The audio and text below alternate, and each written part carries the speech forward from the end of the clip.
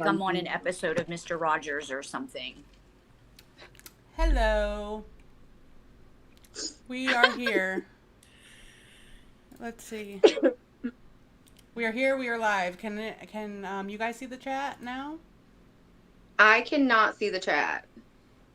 I cannot see the chat either. So it looks like Katie O'Keefe is here. Bo Bloomer is here. P. Williams. Sarah is innocent until proven otherwise. I agree. That's why we're here to talk about this. TJ Givens says, "What's going on?" P. Williams says, "Yes." Can everybody hear us? Okay. Yep. I can they can see and hear us. So good. So we are here today to talk about. Nice. They can see the chat. Everything's looking good. So we're here today to talk about Sarah Grace Patrick because in the media she's kind of getting a bad rap, and people are talking really bad about her, and even almost bullying her a little bit before even finding out she is guilty of the crime, and really before any evidence is shown. And we were just wanting to talk about some things surrounding the case, just some rumors, facts, allegations, just some people surrounding the case, crimes surrounding the case. Just talk about and also why this case pulled on our heartstrings so much. So to introduce some of my friends, we got Heidi up here in the top right, and then we got Laurel in the bottom. And we just met in a Facebook group and got to talking, and that's why we're here today. So yeah, we're just gonna get into it, I guess. Yeah. So Laurel, tell us a little bit about yourself and how you heard about this case, and whatever you want to tell us. So, I have been like a self-proclaimed true crime junkie for a lot of years. I can't even count. A lot of years. I'm a mom. I'm a photographer. My husband, he has an auto body shop. So I detail cars at his shop. And this is just what I do in my personal time. I always have true crime up on our TV at the shop or up at home. When I first heard about this case, because I'm a mom, the first thing that I thought was like, this is a really young girl, So as soon as it happened, I just instantly connected with it, I guess. Like as a mom, I think my mother's intuition kind of kicked in a little bit. And I've been following it ever since. And then I ran into Heidi, and yeah, that's how it kind of happened. All right, Heidi. I know we talked to you a little bit before, but reintroduce yourself and let us know, about why this case kind of stuck out to you, and why it pulls on your heartstrings. Before we go any further, Emily, your voice is faint. Oh. Like I can barely hear you. Thank you for letting me know, because you're welcome. So, hey y'all, I'm Heidi, and first and foremost, I'm from South Carolina.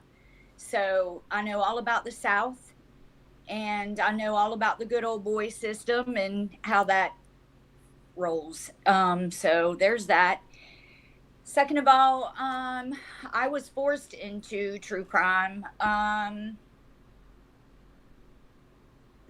friend of mine disappeared in 2017.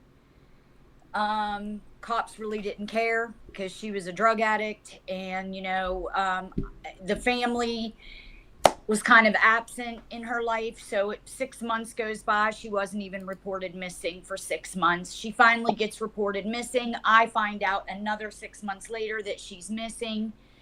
So a year had gone by and she's gone. I'm, on the cops. They're not listening to me. They're telling me that she didn't want to be a mom anymore, that she's not missing. She ran away. I'm like, absolutely not, no. And that was in 2019. And then 2023, I'm sitting in my living room cleaning out my house, getting ready to move to Arizona. And I've got my TV on, and I hear I hear that this Gilgo Beach guy, that at that point there was only 4 victims. They found out that he had property close to where my girlfriend went missing, and I stopped what I was doing and I went and sat down in front of the TV. They had the 4 victims, the Gilgo 4, and they looked exactly like my girlfriend, and they all went missing exactly like my girlfriend. And I sent a picture of Rex Hewerman to my girlfriend's oldest daughter, and I said, hey, do you recognize this guy? Her very first response to me was, how do you know him? That's the very last man I ever saw with my mother. So it went from there. My daughter's very good friend was shot in the face and killed, and 20 years old. So just somebody else very close to me was shot in the head and killed. Not enough evidence, ruled a suicide, even though the gunpowder and residue was all over the man that was with her. Good old boy system. South Carolina, let's get it.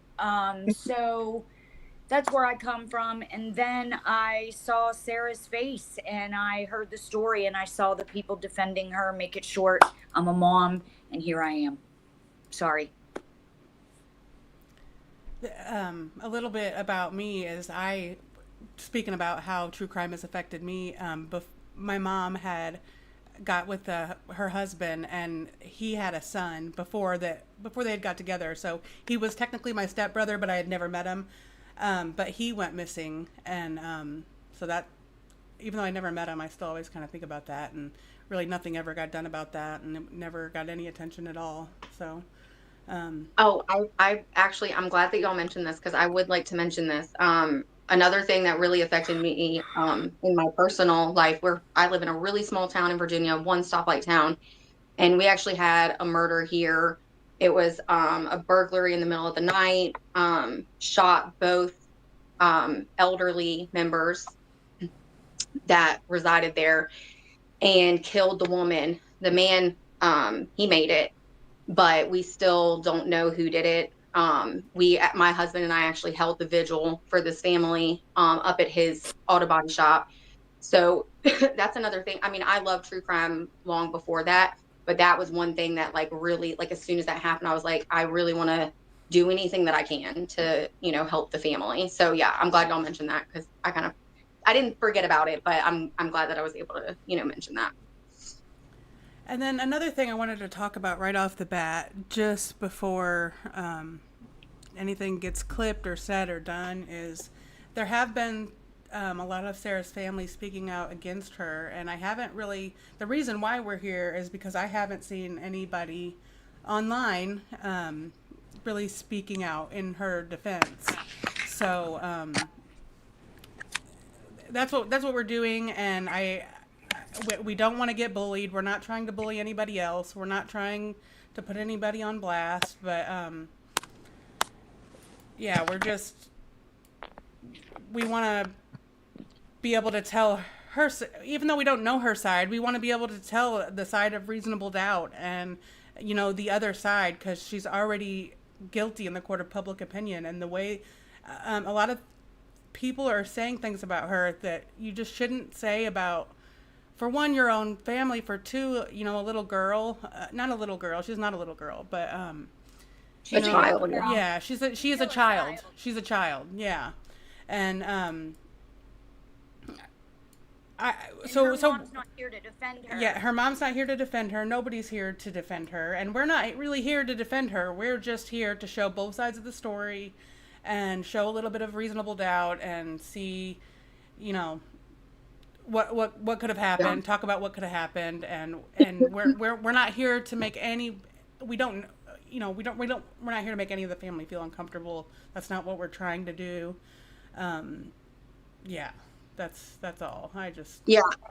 For me personally, if anyone has ever seen even one of my little itty bitty TikToks, I'm not an influencer. I think I have like 100 followers, so I'm not like that girl. But if you have ever seen one of my TikToks, you absolutely know that my big thing is innocent until proven guilty. And that is not what's happening in this case. And it's unjust when it happens to anyone, period. but especially a minor. I have a big problem with that. Like you said, the court of public opinion, it is brutal, and it does mess with the jury pool. And these things should not be happening. We should have more people speaking up and saying, "Hey, we need to be asking questions. We don't need to just blindly trust everything. Let's ask questions. Let's find out, are they actually guilty? Because they should be presumed innocent. And that's just not what we have in our society right now. So, which is frustrating. It's really frustrating. Yeah. You know, and especially it's not like they've came out with all this evidence, you know, like, Right. Yeah. There's Yeah. there's nothing there yet to even judge on, like. Right. Yeah. And we're not by any means saying she's innocent. We're not saying that. We're saying she is innocent until and unless she is proven guilty. That's how our justice system is supposed to work, but it's not how it works right now. Right. And the three of us are up close and personal watching the families, you know, and I see the victim side of the family, you know, a few of them are super angry, super angry. And God knows I totally get it. I really get it. And I see, you know, one family member, well, Jamie really didn't have supposedly much to do with his family a lot. And I hear, well, he didn't know her. They didn't even speak.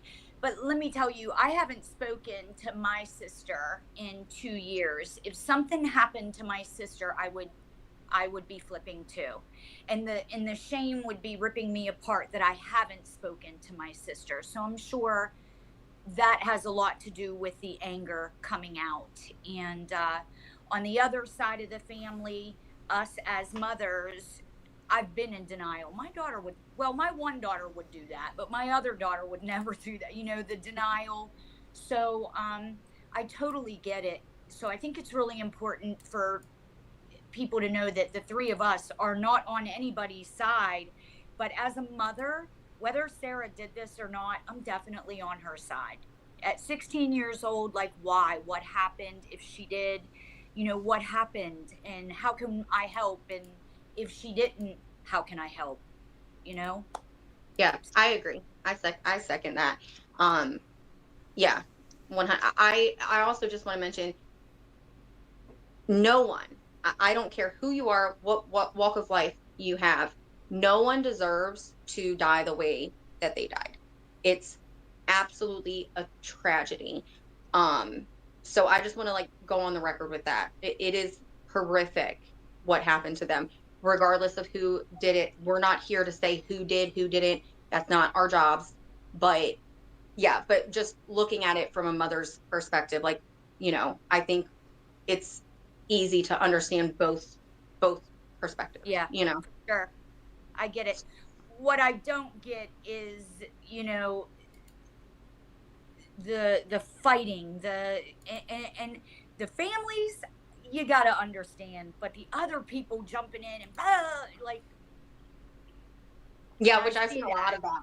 I've seen a lot of that. Yeah, I have seen a lot of that. And in all my time, in all my time watching true crime, the families, it goes one of two ways. They either handle it with a lot of grace and more understanding than I would be able to, if it was one of my loved ones, or they are angry, openly angry. And I understand both of those. But yeah, I mean, the extra people jumping in and just coming to conclusions on their own and making assumptions based on nothing. I mean, a mountain of evidence. I mean, where is it? Show me it.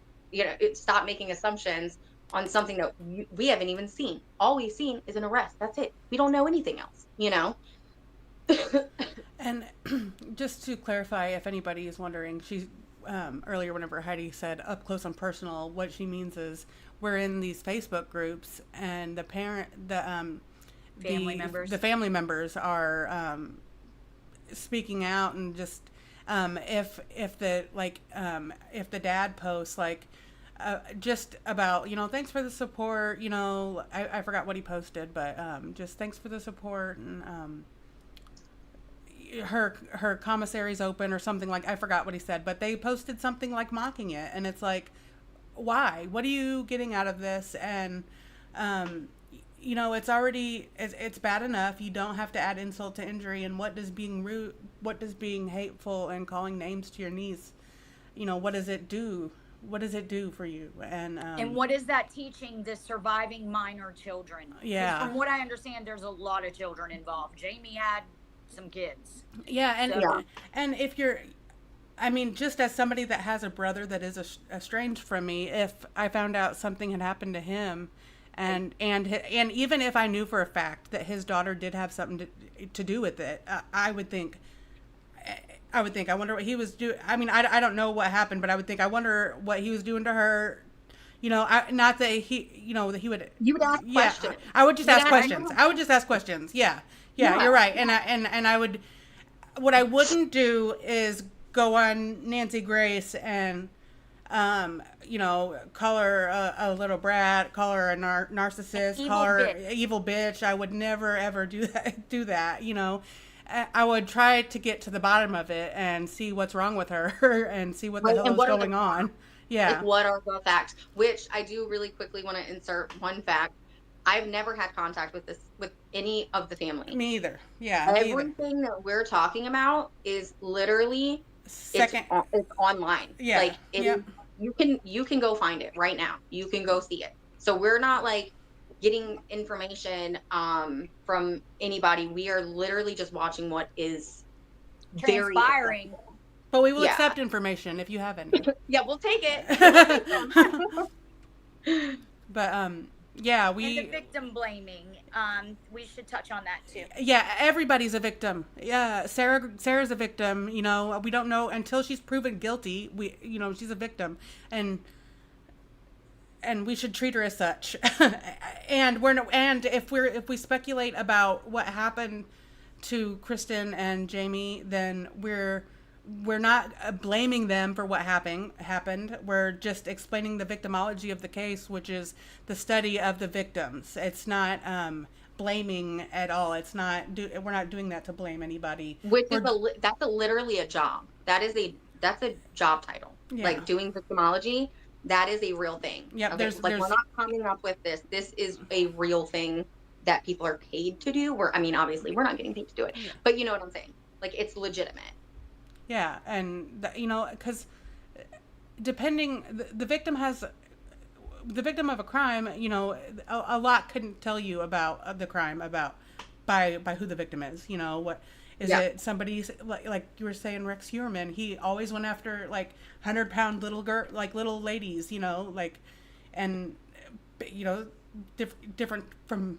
Not that great walks of life, you know, like he went after the same types of people and he targeted. Yeah, it's a victimology. So yeah, right. And when you know, we can continue to, as we were saying it, we can continue to say she's 16 years old. She's 16 years, but even if she was 66 years old, with the amount of people that say that this is a good human being, her teachers, her friends, people that barely knew her, church community, neighbors, family members.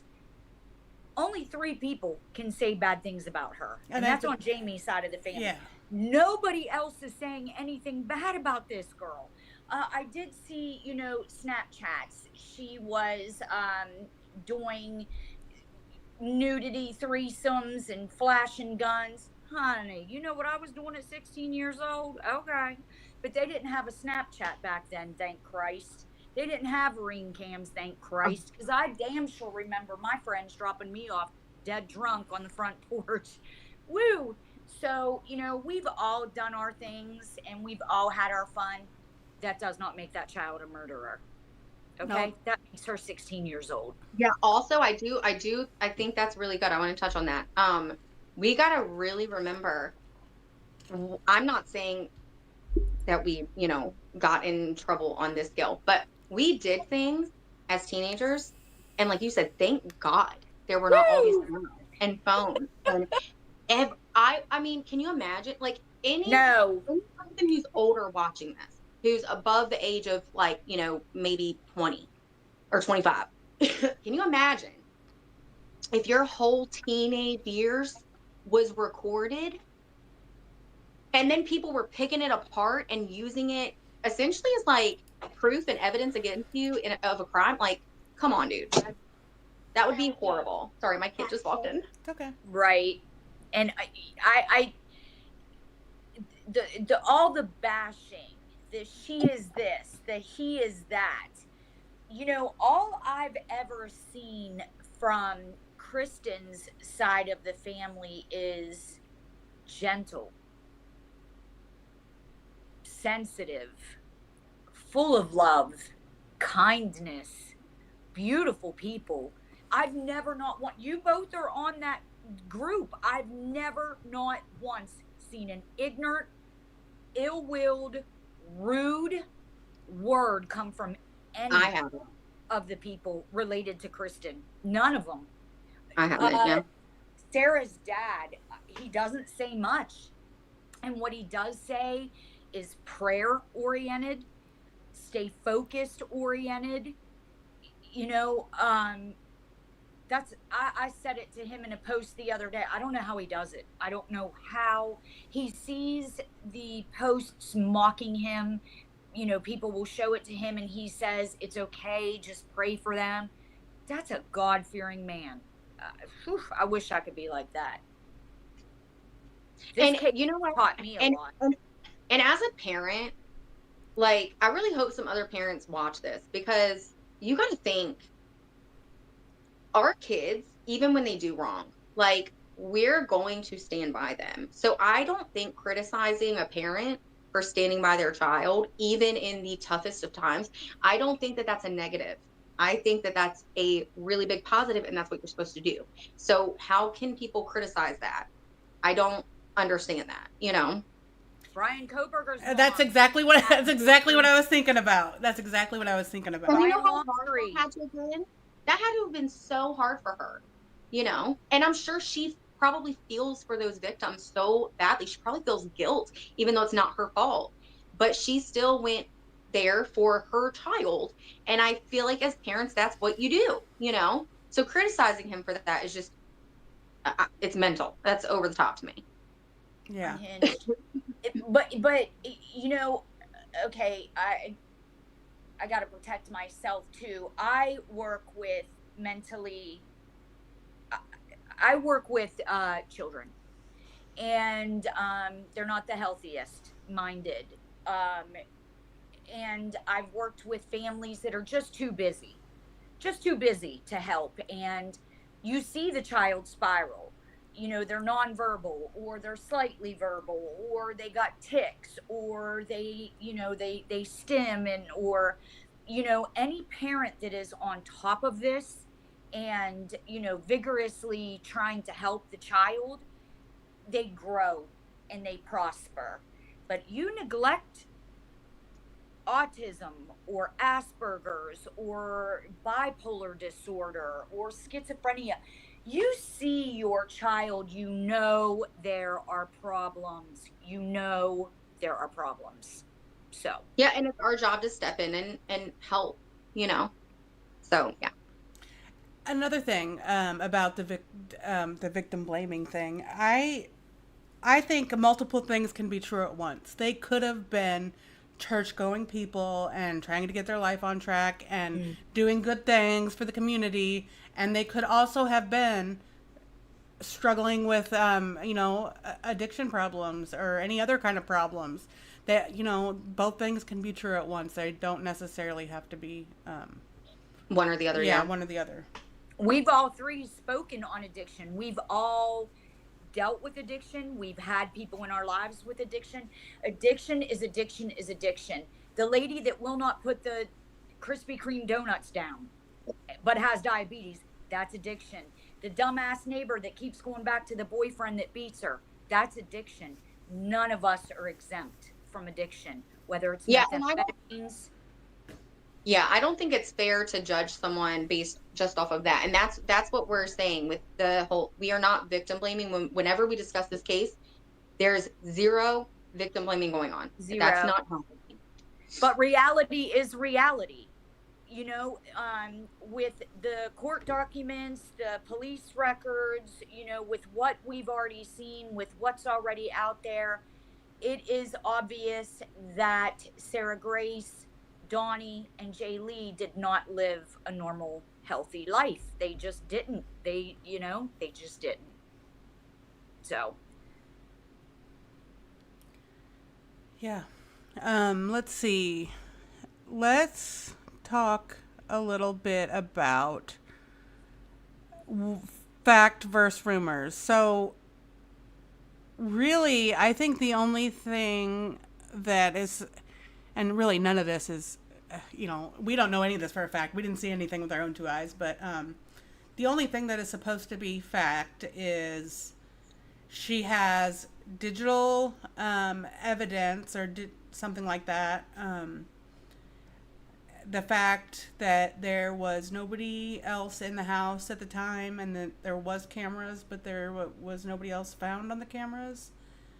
And what else? We have a glove that was found in a closet with gunshot residue, supposedly. And I did a little research on this earlier, and apparently, I don't know if anybody was a construction worker, but apparently nail guns can also leave gunshot residue on, and I was thinking construction gloves, like those blue gloves that construction workers wear. Like what type of glove is that? Yeah, and what type of glove was found in her, in her closet, and was it a presumptive test versus a confirmatory test in a lab?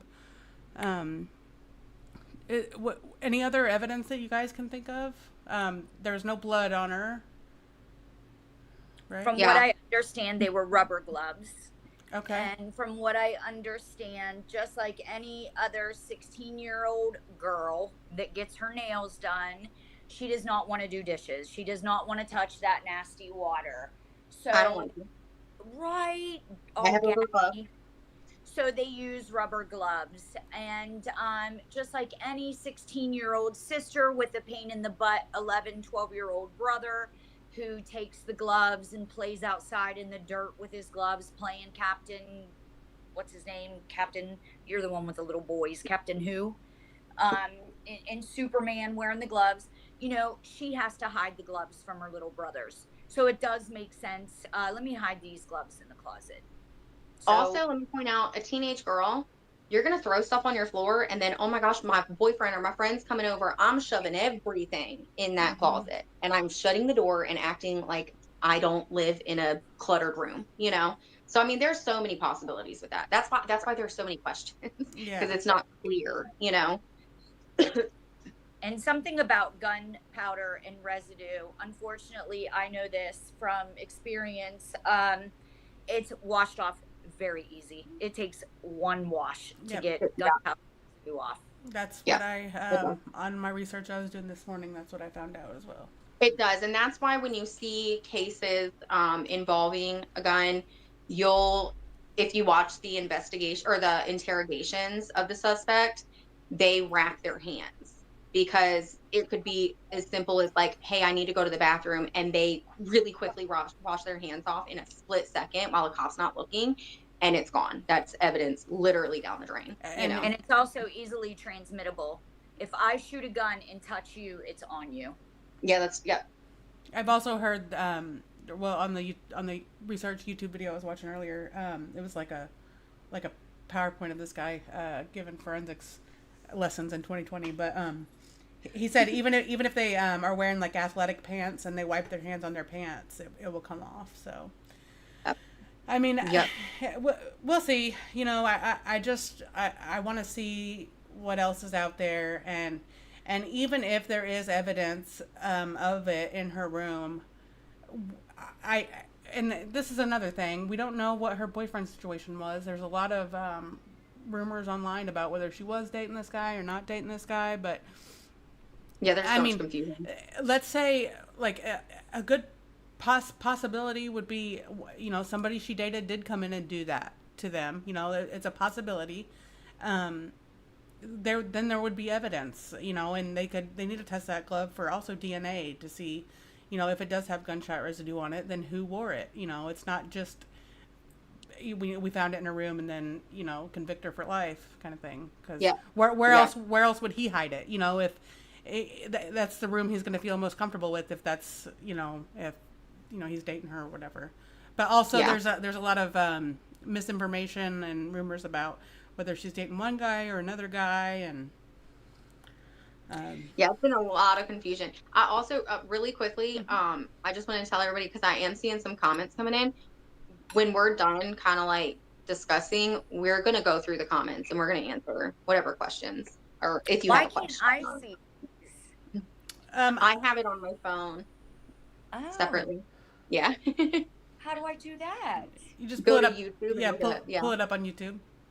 Yep. And just turn it. Just make sure you turn your sound down. So it doesn't, yeah. I need my kids. My kids do all this for me.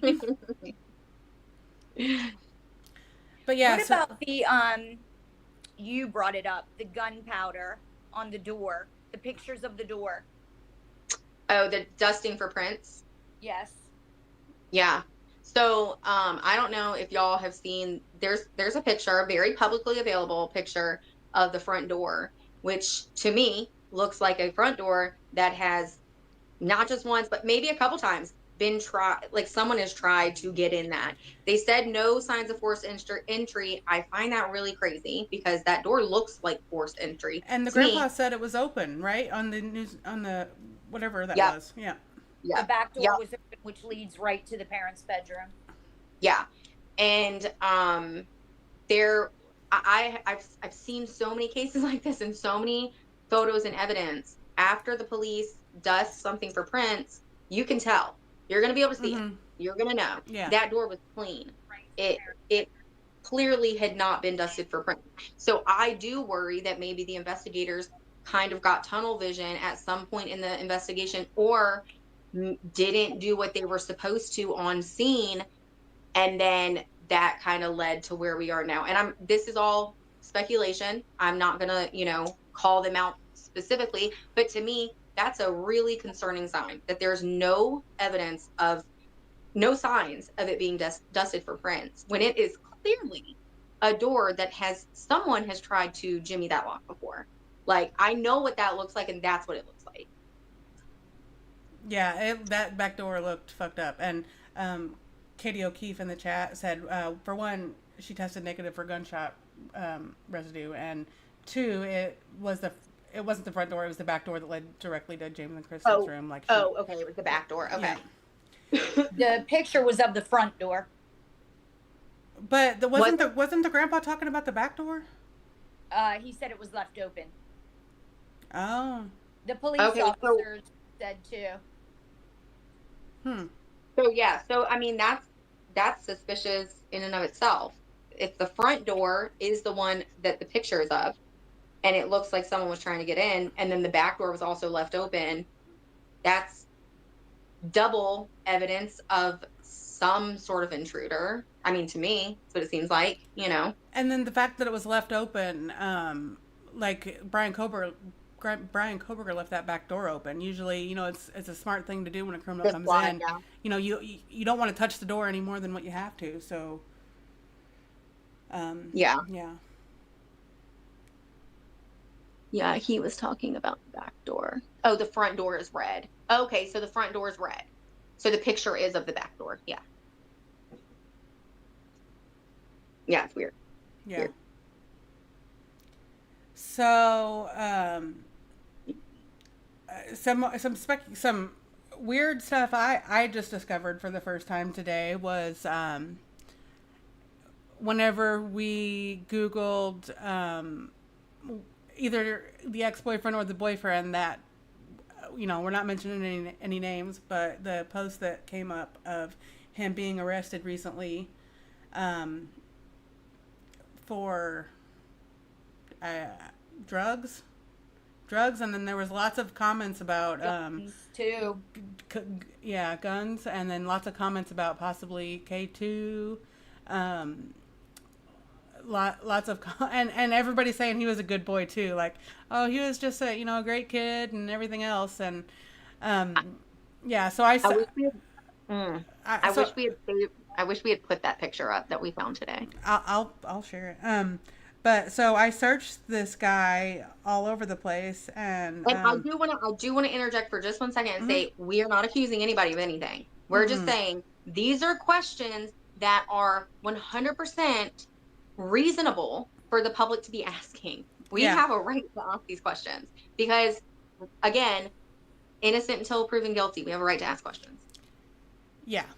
We have the right to ask questions. And so we googled and searched, and I searched this kid on Instagram, and his Instagram was private, but he had a Snapchat in his Instagram bio, and I was looking at his posts, and this is what he has on his Instagram, and that's money. I don't know if you lots of money, and a gun. I mean, for a nice little Christian country kid, that's suspicious. Just saying. Yeah. Just saying. Oh, here we go. We got Outlaw Outdoors saying that skank is guilty as fuck in the chat. So we knew it was only a matter of time before. But you know what's so crazy? Calling anybody filthy names, block his dumbass. Honestly, but it's so crazy to me. I mean, we knew that was going to happen, but it's so crazy to me. Not only people are willing to like call any woman, let alone a child, nasty things, but a minor, that says more about you than it does her. Right. In my opinion. Right. It's like all the name calling and okay, we get it. Somebody you care about has had something happen to them. Trust me, I've been there. So to behave the way some people are, get a grip. And especially, we don't know, like, you know, all we've heard is that they're great people and everything, but they could have been anything. You know, they could have, who knows what could have happened, you know, in that house. And what they could have been, you know, what could have been happening to her. And it could have been like a Menendez brothers kind of thing. I don't know, you know, and there could be reasons behind it, but I just I'm not here to I'm here to listen to the facts as they come in, and I'm not here to judge or especially call names. Like, that skank is guilty as fuck. Like, it's a 16-year-old girl, bro. You know, a minor that killed her stepfather. So, Outlaw Outdoors, were you there? Because I just want to know. Were you there? Are you God or are you psychic? Let me know, because I want to know where I'm going next year. Where should I vacation? I need a reading. Yeah. Here's my mom. Please. So, and again, even if this child did do this, why? Why? Well, we already seen enough evidence that her life wasn't the best. So, yeah.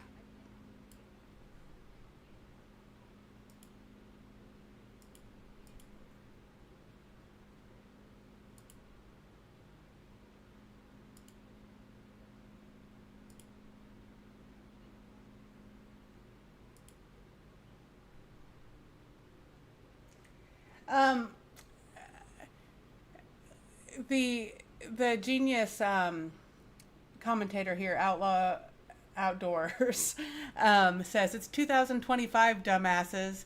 They ain't charging without enough to convict. And I would just like to say, have you ever heard the colloquialism? They can indict a ham sandwich. They can literally indict. It's at 51%. It's a preponderance. It says. Can everybody else hear us? Oh, yeah. Yeah, like blocking out the haters, yeah.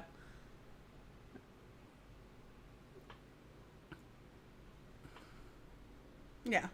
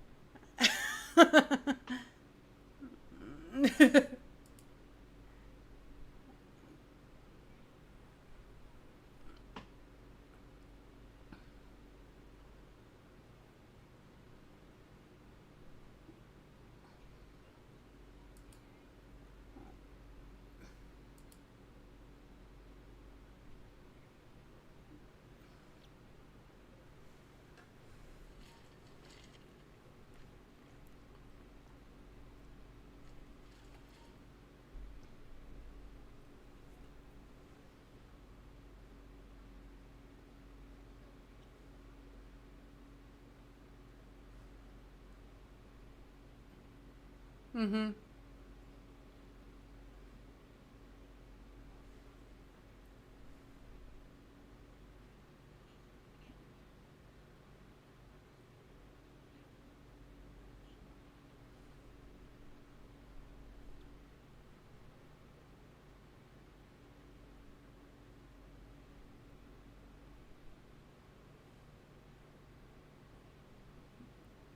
She said the lady at the bottom. That would be Laurel.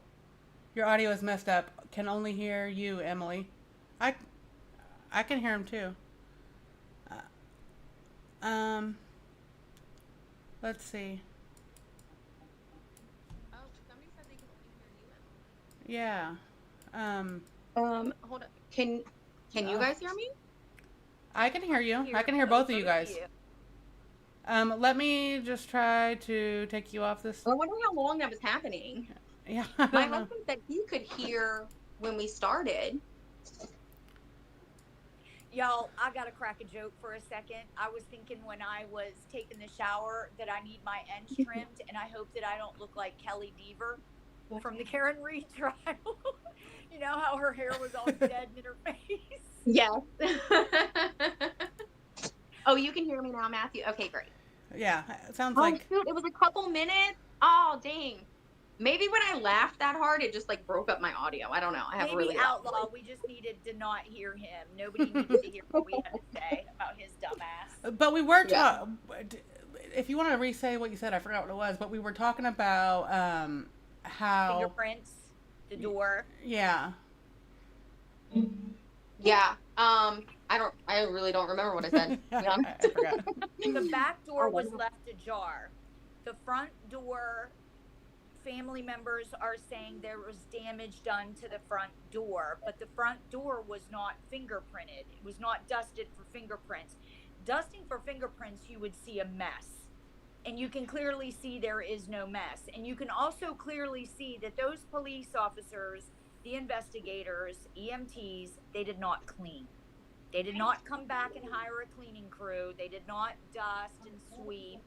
So if they dusted for fingerprints on the front door, you would be able to see that. And you did not see that. Yeah. Sorry, y'all. My kids. So again, I'm a mom. I guess it cut out whenever we were talking about Outlaw Hillbilly or whatever the fuck his name. So we were talking. You didn't hear everything that I said anyway. We were talking about how they could indict a ham sandwich. Yes. I love them. We really need them on this case for sure. I blocked them from. I blocked them. So, and then I gave Bo Bloomer here. I need to give Matt a wrench too. Let's get to the gunshots. What y'all's, Emily and Laurel, what's your opinions on not hearing the gunshots? Emily, you have opened up to me and Laurel personally and wholly about what you were raised like. Why don't you touch on that and what you feel about not hearing the gunshots? Yeah, I don't think I've heard this, so I would like to as well. I don't really know. I just think that it's totally possible that she didn't hear the gunshots, especially if there was a lot going on with, parents fighting or whatnot. I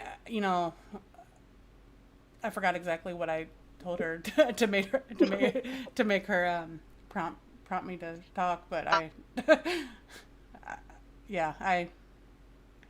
if it didn't wake up the 6-year-old girl, like why would you assume that it would wake up,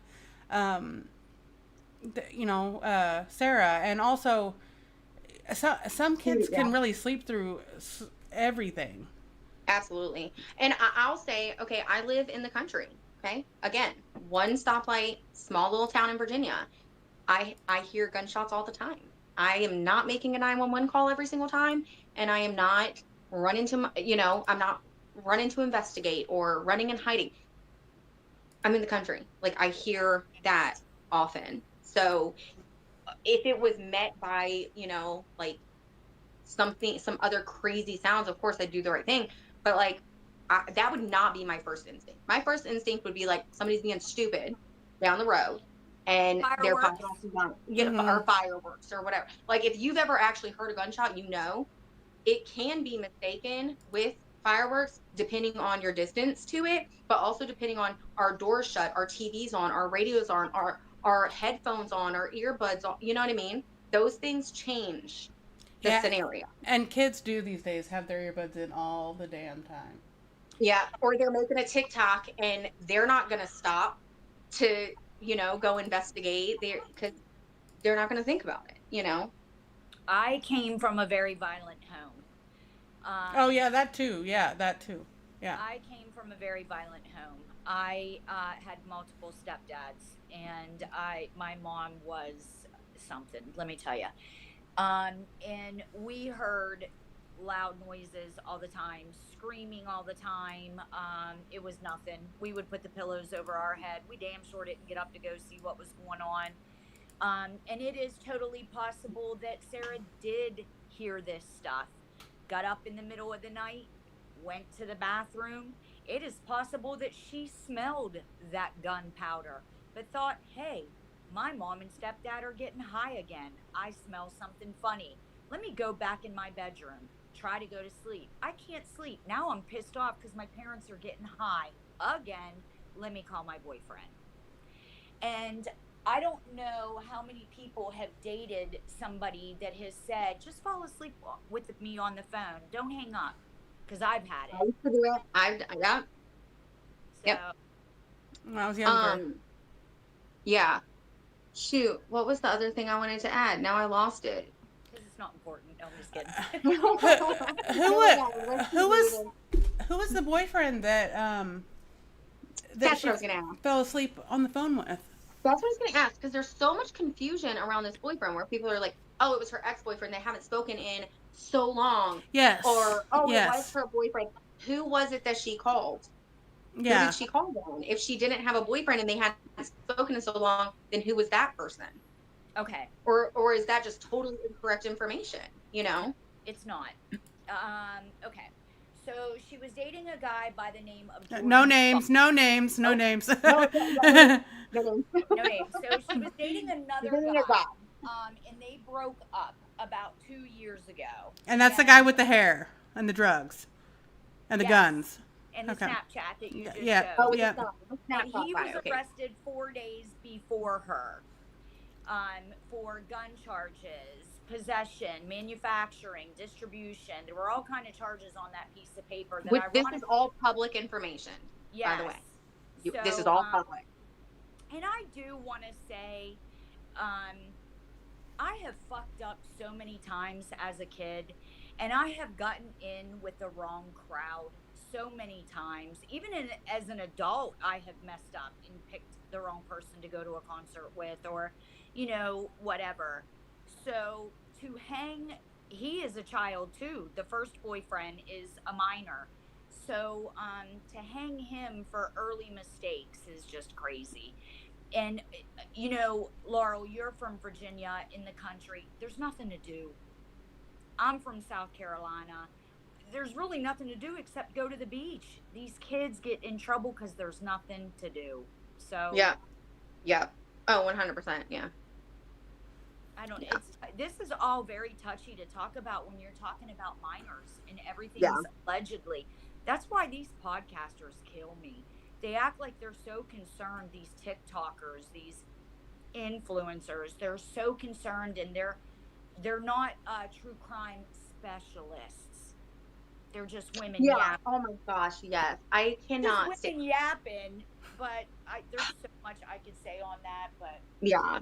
There was this girl that I used to follow that she, like, her niche wasn't even anything remotely related to true crime. And then she was like, hey, maybe I'll cover that Karen Reed trial. And I was like, please don't. You have nothing to add to the conversation. Like, you talk about purses and stuff. Like, I like you, but please don't do that. Like, that's not why we watch. We watch for the purses and the whatever else, you know? I can't stand when people do that. Ugh, drives me nuts. Sorry, I gotta check my charger really quickly. Y'all carry on. What other rumors are there, Emily? The rumors about her being in and out of a mental hospital. Oh my gosh, yes. And That one. and also, I don't know the statistics on this, but I bet there's a decent amount of teenagers that have been in a mental hospital once or twice in their life. Even with a perfect household. Yep, even in a with perfect household. reliever, You have so many hormones just raging through your body at that age. I don't think that's, enough to convict her. Yeah. Also, I think it's interesting when people bring that up as a like, oh, she did it. They're like, oh, well, she was in and out of a mental institution. And I'm like, do you realize that you're literally providing her a defense right now? So thank you. Like, Yeah. you did Right. the opposite of what you were trying to do with that conversation, with that point, Right, but the grandfather did stipulate in the interview that was on Law and Crime that that's not true. So Okay. So it's okay. that he was that's just a very rumor. unaware, but he is a grandfather. Yeah, so he could have not known, who knows? Yeah. And I imagine, I don't know, just like anything I've said, I'm just guessing and speculating, but it doesn't seem like, they had a lot of extended family that were close, or I think maybe red flags would have been raised sooner, I infiltrated y'all's Facebook group and taking screenshots. Duh, dill pickle. Thank you. It's not our group. We don't have a Facebook group, Dill Pickle. It's crazy. Not our Facebook group. We are not. Bitches always I making know what I'm talking about. See, but this is the issue, is like people get on the internet and they have no facts. Like, this person thinks that it's our Facebook group. We are 3 random moms who saw this case and were interested in it. Like, what are you talking about? We'll just send you a copy, babe. You ain't got to take screenshots. Yeah, like, I mean, Don't worry. it's like, so silly. So silly. Anyway, what was another? Were there any more rumors? Anybody else want to ask about written rumors? down? I don't see any more. Well, there's not rumors, but I think stretching of the truth is how she was asking for help on TikTok. It's like everybody's losing their shit over that, and I just don't understand it. Yeah, I don't get that. I definitely don't get that. I mean, okay, I've said this before. If someone has already been proven guilty and they have been convicted, and then we look back at every single thing that they did and we pick it all apart in order to get to where, like, just to kind of peel apart their psyche and understand the criminal mind a little bit more, that's fine. But trying to pick apart every little thing when someone isn't even proven to be guilty yet is so wild to me. I don't get that. Like, I don't know. Like, looking at her TikToks and using it as like that's why this blew up, was because she was making TikToks about this. That's the only reason it's as big as it is. And that's the only reason we've all heard about it. But picking apart her TikToks to me is just so irrelevant at this stage, but it makes a good story. And that's why people grabbed right onto that, She was using trends Yes. to get traction. And the reason Sarah was doing this was because of her. So, okay, the police were not communicating with her. Now we know why. But the police were not communicating with her. They were not returning her phone calls. They were not answering her phone calls. So she felt as if she wasn't being heard. She felt because of her parents' past that the police didn't care and they weren't doing anything about it. So she reached out to true crime content creators. Come on, get a fucking grip, it's TikTok. So she reached out to these people asking for help. And when she said, it'll be big for you, did I not say that to you? I said it to both of you. Please help me get this out. It'll be big, please. And it was all because I wanted to get help for this kid. Yeah. I want to find out. I definitely want to find out who killed Jamie and Kristen, because there's a 16-year-old child sitting in there that possibly didn't do it. That's the whole goal. Yeah, that's literally why we're talking about this. It's to get to the truth, regardless of who it is. And why wouldn't they want that? Why wouldn't these trolls want that? Like, and I know it's not even trolls. I have a feeling it might even be family members. Yes, family members. Yes. And why would these family members, grown fucking women with children, with grandchildren, you old ass woman, how could you not want to help this 16-year-old child? You know what kind of life they lived in. You know the drugs that was going on in there. And I live in Phoenix, Arizona, where marijuana is legal. You can walk in anywhere and buy marijuana. So let's get rid of the marijuana. Let's talk about meth, where you got fucking weirdos sitting in your backyard building lawnmowers out of toasters, okay? You got people killing people for $20 to go get a hit of meth. Wouldn't you want to know what was going on? What caused this child with no criminal background, no violent background, good grades, what caused her to do this? You say that she was not who you think she was because she was on Snapchat. I bet your kid was on Snapchat too.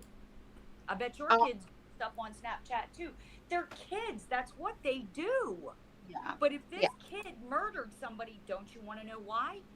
Right. And that's the thing. That is exactly the thing. Number one, everyone should be asking who actually did that, because it's simply a charge. It's not a conviction. And number two, people should be asking why. If she did it, why would she do that? But it's just, it's just the internet being the internet and people just being malicious. And I don't get how that helps anything. You know what I mean? I don't think that helps this progress any or brings anything even slightly positive to the situation. I think it just makes it worse. It just makes it so much worse. Mr. Bloomer, I heard that Kim told her to go on social media, and then once she did, yes. So I saw screenshots of that. I saw where Kim with an IM and Kelly with an IE. I don't even want to give Kelly any kudos. I've never heard this before. She's a pain. But anyway, they were, okay, so Kim is Jamie's sister. She was texting and messaging with Sarah, telling Sarah to do the TikToks. I did see those. Allegedly? Nope, I saw the text messages. Oh, you saw? Okay. I saw them. Okay. And then she was telling Sarah, don't do it. Kelly's watching you. Just block Kelly. And then Kelly's making TikToks. Kelly's telling Sarah, don't do it. I'll do it for you. You can go on one of those pages. The very first comments and posts were from Kelly. And they were TikToks of Kelly getting Sarah's information for social media. And then all of a sudden, so Sarah's like, well, I'm going to start posting TikToks. I'm going to reach out to TikTok creators. Now she's guilty because she did all that. That's interesting. But, I had not heard that. That's brand new to me.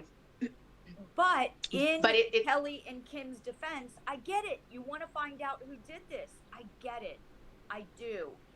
But then to later sabotage her for doing what you told her to do, you told her to do that. Or act like that makes her guilty. That's where I think the problem is. Acting like that's what makes her guilty.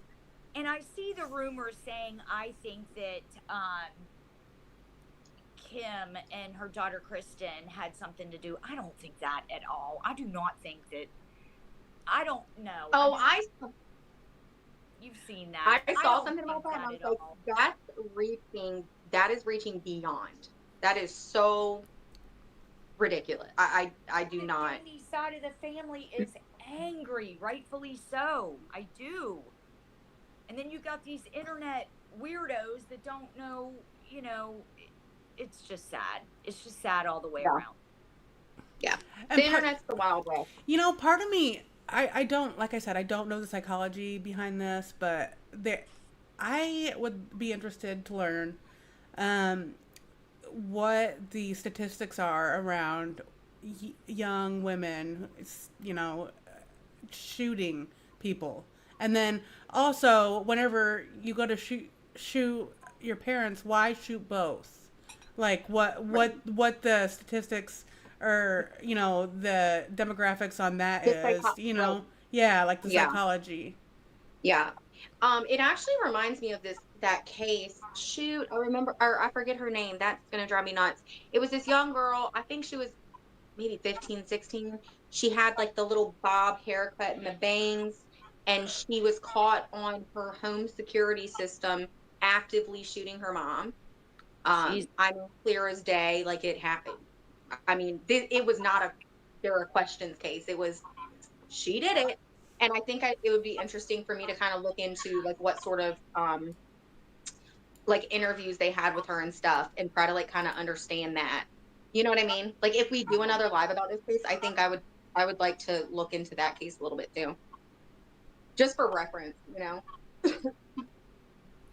I wish that I know that, I'm all rainbows and butterflies. I really wish that Sarah and Kim and Kristen, I wish one day there could be some healing for the three of those, because if you two women are listening, Sarah lost her mom, regardless of how it happened. And I know how you two women feel, and I understand that respectfully. I just hope that you two can, if she did do this, you can find forgiveness in your heart. She's a child. And I just wish peace for everybody. Really, I really do.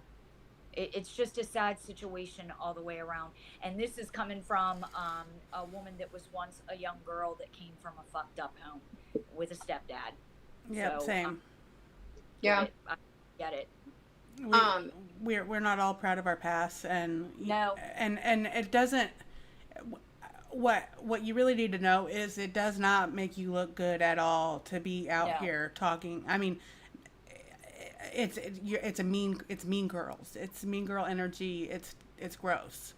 And I think you're good people. I think they're good women. They're just extremely angry, and rightfully so.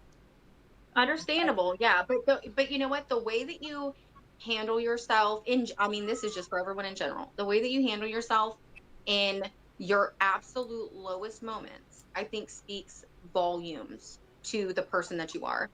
And that's just in general for every single person in every single situation. So, And it just says a lot about the person. they keep bringing up, Jamie said, you don't know Sarah like I do. Sarah is 16. She has a uterus. She has hormones. She's absolutely nuts.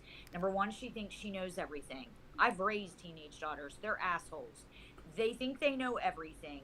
They think you're annoying and embarrassing.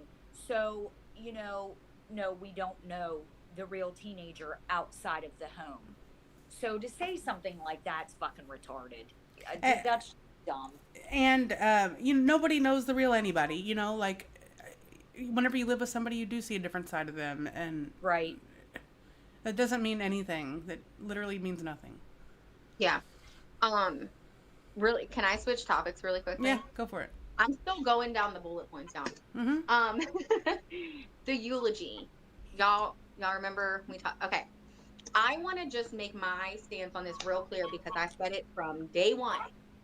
I heard this girl on stage giving a eulogy was she still 16 by that point?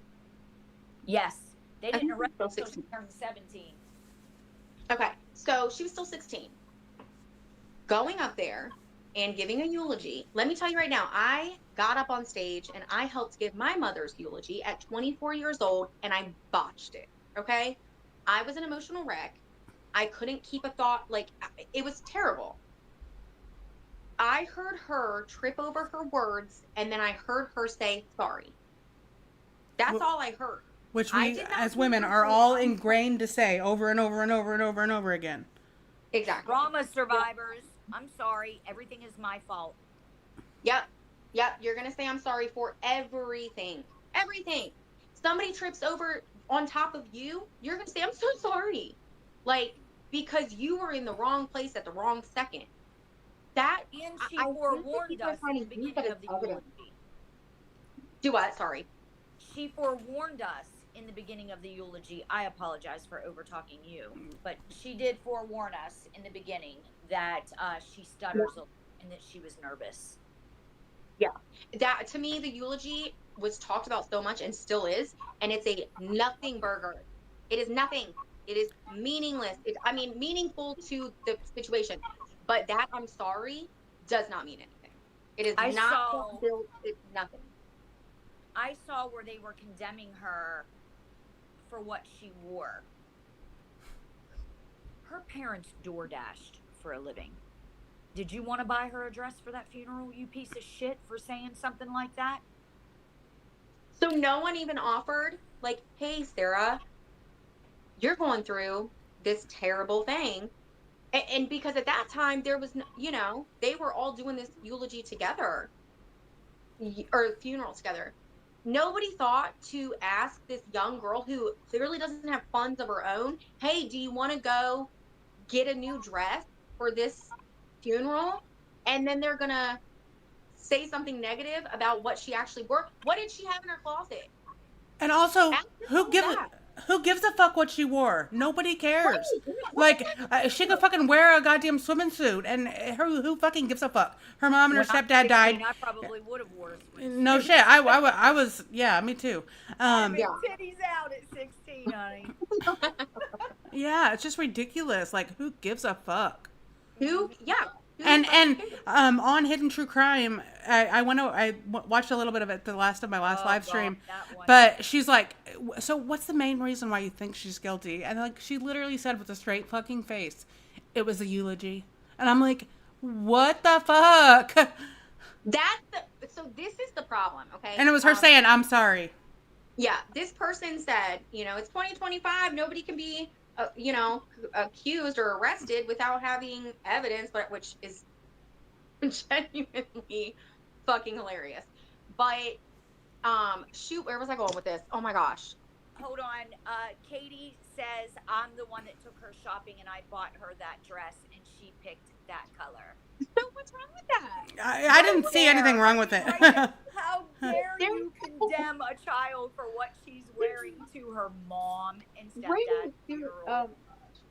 Yeah. But you were saying are talking badly about Katie because Katie's the one who graciously took her to go get this, and now, come on, it's ridiculous. And the whole ripping of, I'm going to get a little defensive for Daniel because there's not very many men like him out there, and he really is just a nice guy. He really is just a gentle giant, and he has been ripped to shreds, and like, he's innocent in all this, you know. He didn't know. They brought up the fact that he didn't even know the address. I have children with a man, and I'm putting myself out there right now. I have children with a man who was not kind to me, and I did not feel safe around, and I'm just going to leave that there. So when it was time, and we only lived like 20, 30 minutes apart, we always had a meeting point because I did not want him to know where I lived, and I could give two shits where he lived. So we met in the middle. What's the bit? Why are people ripping that apart? A lot of that's just, shut the fuck up. I can't be nice. I'm sorry. I can't be, you know. Look, we're dealing with Southern people that are very into church. I'm Southern, but the church just isn't my first go-to. Sorry. So I cuss. Yeah. We discussed this already. Look, I'm a Christian, and I also cuss because my God loves me anyway, and I don't care. So it's fine. And if you're not religious, that is 100% fine with me because you're not me, and I'm not you, and that is fine. Yeah, we all cuss. And if somebody like me is saying, you know, I feel your side and I understand why you're behaving the way you're behaving, you should take that instead of trying to rip me apart, because I know you're coming for me and you know who I'm talking about on here. I'm telling you, I understand. I get it. I'm just saying, you know, there's better ways to handle this because you really don't know what happened in that house. None of us do. Yeah. Not even her own biological father knows what was happening in that home. So. Yeah, the possibilities are endless. Right. The rumors, the guy being pulled on the parents. I know, speaking from personal experience, and I don't know these people at all. You know, I'm just speculating. But from my experience, my mom would have done a lot of things to make a buck in her day. And I don't know if she never did exploit me that I know of, but you know, I know it's a possibility. I'm not saying either one or what happened, but you know, it is a possibility out there. You know, kids get exploited all the time, you know, for monetary gain. Yeah, that has been discussed too with this case. Yeah. I have heard that. Just I have rumors, heard- you know.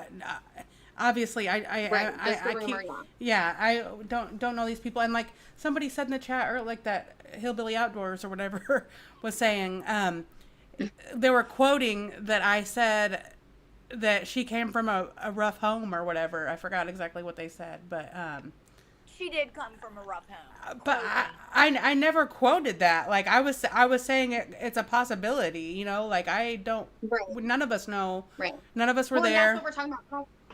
Yeah, we have said this so many times, and if people choose to listen, great. We prefer that, but if they choose not to, that's on you. Yeah. We have said this a million times. We are having a discussion. We're talking about rumors, possibilities. That's what we're here to do. And we made that very clear. So, you know, whatever. There were people that Kristen and Jamie allowed to live in their backyards. They had rickety shacks that were in their backyard, and they allowed people to live back there. So there were all kinds of people around Sarah and the two other minors in the house, the son and the small daughter. So, and these were people probably not officially living there, I'm guessing. So, you know, like weren't on the lease. What? Like yes, not on the lease. When the census came, they didn't take their number down. You know, so I don't know if Sarah had the forethought at the time of saying, yes, these people live on our property. Like, you know, like who knows if the cops ever even found out about them people. You know, I don't. Yeah. I don't know, but it's suspicious. Yeah, that's an interesting point too, because I mean, whichever way you look at it, she did it, she didn't do it. She's not going to think at 16 years old to inform the cops that when she's never been in a situation like this, to inform them, hey, there was somebody, if this is true, hey, there were two people living out in the back shed. She's not going to think about that. She's not their informant. You know what I mean? That's their job to find out that information. So I really wonder what happened with that. And did they even find that out? And did they, you know, interview them and find out who they're affiliated with and then actually like broaden the investigation, or was it just tunneled, you know? I was thinking of something today where I hate to even bring up the reportedly her TikTok. She is stipulating that she is going to discuss information that was given to her from Sarah after the trial. You know, this is how she gets her clicks and her views and her follows, because Sarah reached out to her and asked her for help. To reiterate on that, this is a 16-year-old child that was woken up by a 5-year-old, her sister. And mind you, this 5-year-old was woken up by her own little alarm clock to get herself ready for school. Okay. So was she not? She wasn't woken up by the LVAD wires or whatever? No, she was woken up by her own little alarm clock to get herself ready for school at 5. So this 5-year-old gets up to her own alarm clock to get herself ready for school. She goes into her parents' bedroom. Then she goes into her sister's room to wake her up. Okay. So Sarah, being the oldest, Sarah has to go and check on her parents, calm her sisters down after she finds out her parents are unresponsive, and then she has to call 911. So all this is already on her brain. Then she's listening to sirens, EMTs, police, investigators, and impatiently waiting for her father to come and hug her and hold her and tell her it's okay. But until then, she has to do all this on her own like a 16-year-old adult, which I'm sure she's had to be an adult for a long time. This child's brain was fried. So the different stories and the different renditions, and oh my God, I remember. No, wait, that's not really what happened. That is so plausible in a very traumatic situation like that. for a child. So the differences in stories and what she wrote, Mama taught, and what she wrote allegedly, reportedly, and what she said to the police. This is a child who just had so much going on around her. Can't blame the kid. And you can't, I personally can't blame law enforcement for like trying to figure out everything that's going on. I keep seeing that it's a botched investigation, it's corrupt in Carrollton County. I did see 2 posts on Reddit about Carroll County being corrupt, and people It posting may about, be. yeah. My best friend, not my best friend, but my friend is missing, and you know, if you only knew the county, it may be, but I really don't think the police are covering for the type of people that hung out with Jamie and Kristen. I'm sorry, I just don't. I don't think the police have, or law enforcement have, any affiliation with these type of people. I just don't.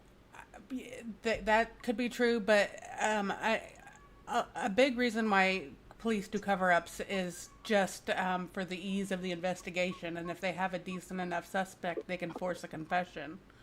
And Oh my God, that's a huge thing. Actually, yeah, is I'm false worried confession. about that in this case. I mean, if she did it, she did it, and she can confess. But if she didn't do it, I do worry about that. But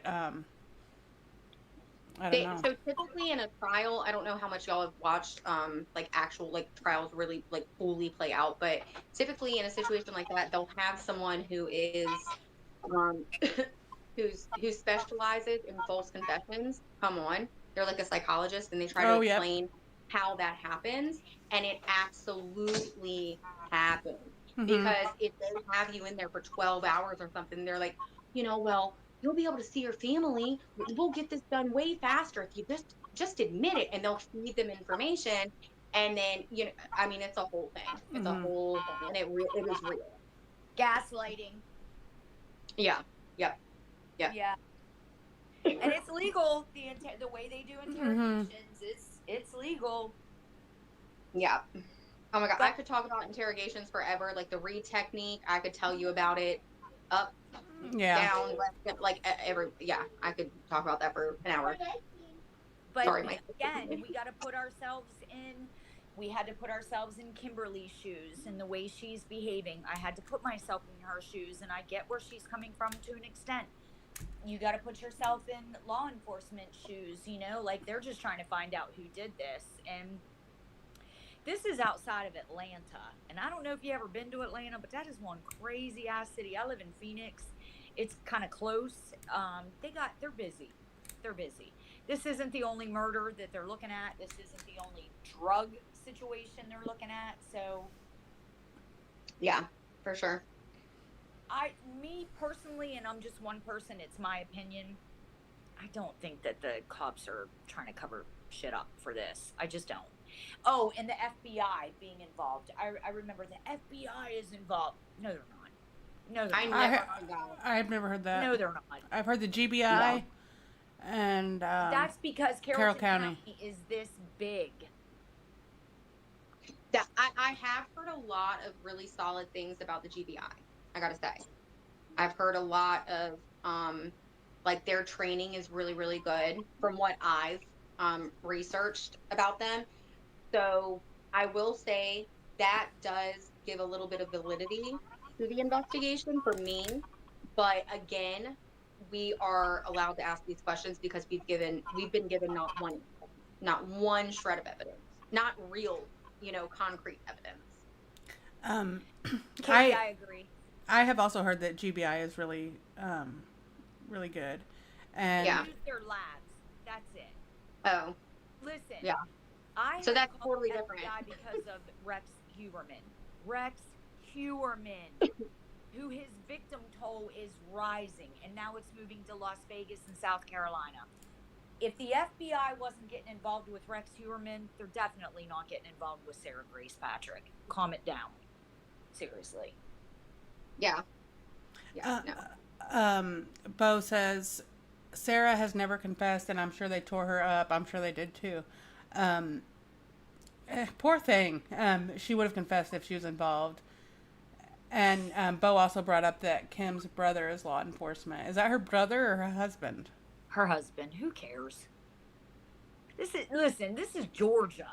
But that could be why part of the reason why she's She so knows more than- gung-ho about, like, the cops being right, maybe? Or is just defensive. Trusting, yeah. Right, yeah, and that I've happens. seen the fake profiles, which I clearly, you know who it is, and I know this, and you'll see, and okay, were you there? And how do you know about these Snapchats that are private? But okay, so and if there is things being leaked, there goes your investigation, there goes your conviction, there goes even your trial. You keep running your mouth that you know this and you know that, the whole thing. Well, that's right. Look at the Brian Koberger case. Do y'all remember that Dateline leak? And the judge in that case, so there was a leak from either the prosecution's office or an officer or an investigator, and Dateline did this huge special with information that we had never heard before. And the judge in that case was like, absolutely fucking not. He was like, we're investigating this. We're going to find out. I'm going to get all of your information. I want every single communication that you've had. Like, he went in. This judge was not playing, which kudos to him, because good for him. Because there was a gag order on that case, mind you. That's a really big deal. So, yeah, I mean, that kind of goes to that point a little bit, Yeah, that was crazy. It was crazy. Yeah, it was wild, dude. Do you think Brian Koberger's innocent? Absolutely not. Me either. Me either. Nobody did it.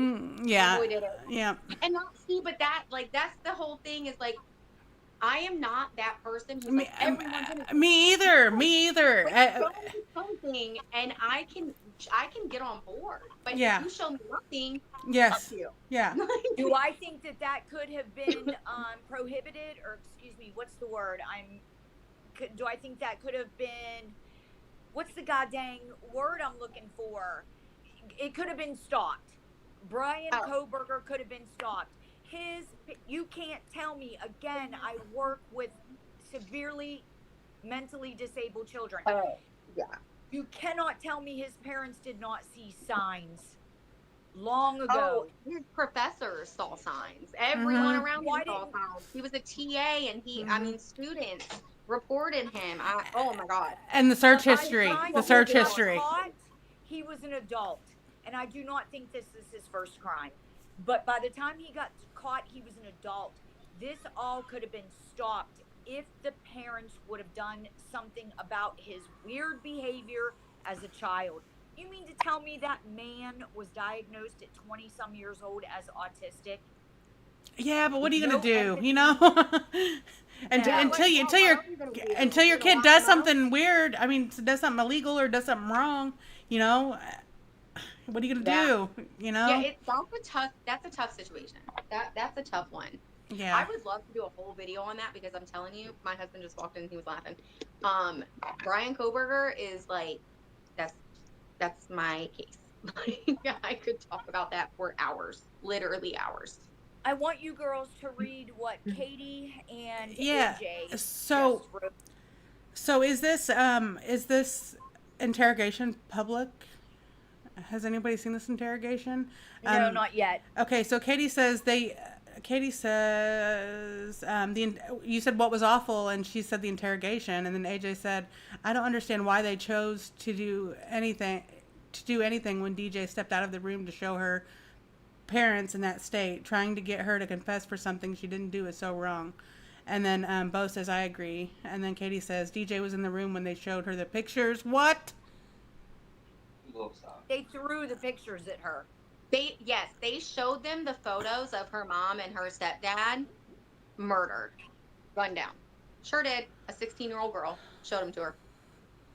Which is an interrogation tactic if you're not getting anything out of the person. But for a 16-year-old girl, what?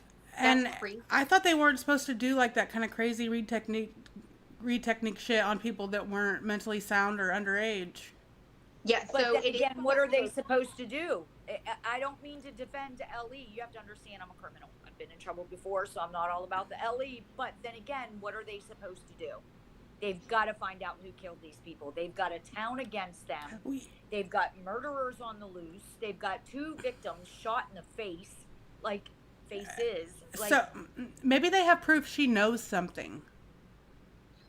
Well, I just want to answer what they're supposed to do, or what they're not supposed to do, is question a minor with her parent not present. That's what they're not fucking supposed to do. They are not. But the sad thing is, so many members of the public don't know this, don't teach their children this. I have an 8-year-old. I have told him, you respect law enforcement, you respect the authorities, your teachers, anyone in authority. But you do not ever open your mouth. Don't speak a word other than, hi, how are you? I'm waiting for my mommy. If you are ever questioned by an officer, period. But people don't know that. So Sarah didn't know that. So she probably sat there and she talked, And she was trying to find out who did it. I mean, it seemed like. So she probably thought that they were on her side in that. She probably thought that they were assisting her, if she is innocent. But, that's how convoluted these things get, is she's thinking one thing, they're thinking another. A lot of things are lost in translation, and then she doesn't have a parent who knows. Don't even leave her in that room with that investigator. Like, don't leave for a second, you know what I mean? Or even if he is in the room, maybe he doesn't know to tell them to shut up and we're getting an attorney, and then if you ask for a lawyer, then that's a sign of guilt. Like, come on. That is but here's so the deal. Daniel Patrick doesn't have to know that. That's not his job. His job is to be a plumber. Law enforcement is supposed to know that they are not supposed to do that to a minor. Yeah. And the minor's attorney is supposed to know this is all inadmissible and being thrown out because you did this to a minor without a parent's consent. See, the problem is, though, it's not inadmissible because the parent was already present. He left the room. He came back. Really? So he did consent to that. No, I have one thing. Yeah, they asked him to take a break and drilled Sarah when he walked out of the room. I buy that 100%. I do too. Yeah, maybe it's just, maybe it's just and a rumor. He's a goddamn cigarette smoker, so I know he went outside to puff down 5 packs of cigarettes. I've seen that happen in so many cases. It's wild. It's wild. And there's nothing that can be done about it because, again, he did consent to that interrogate. And it's not his job to know that. But that's why it's so important that we find out about these things and we tell our kids, you don't fucking talk to anybody without me present, or you ask for an attorney. Like, our kids need to know this. They have to. Sorry, I get really heated about this. It pisses me off so badly. But kids need to be parented.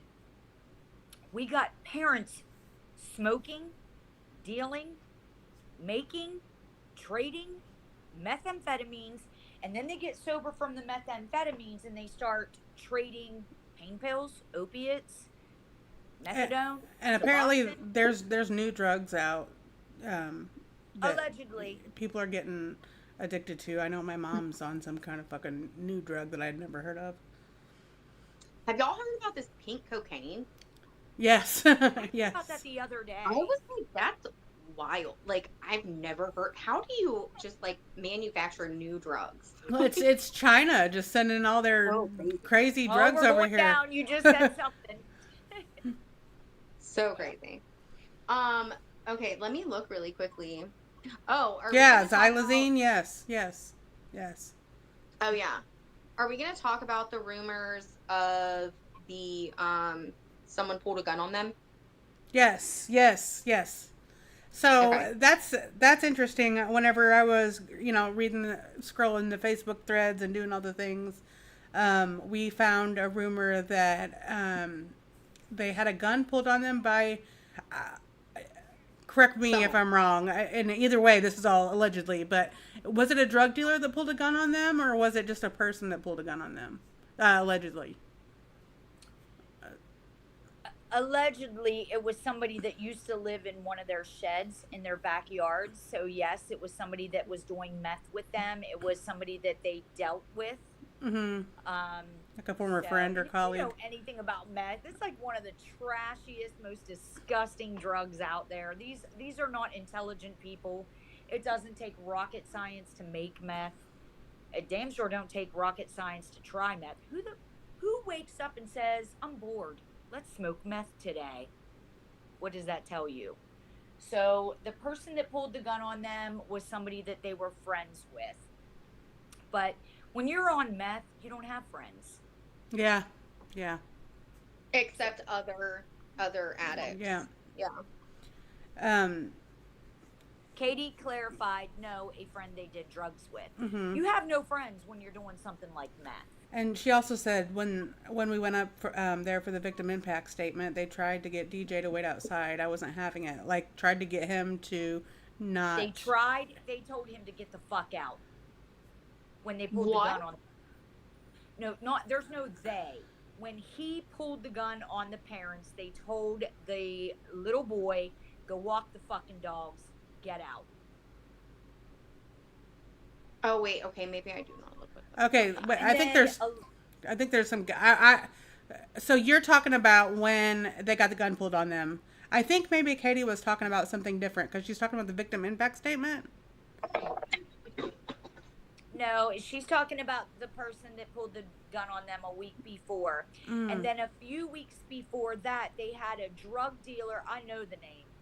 They had a drug dealer in the back seat of the car who dropped drugs on accident.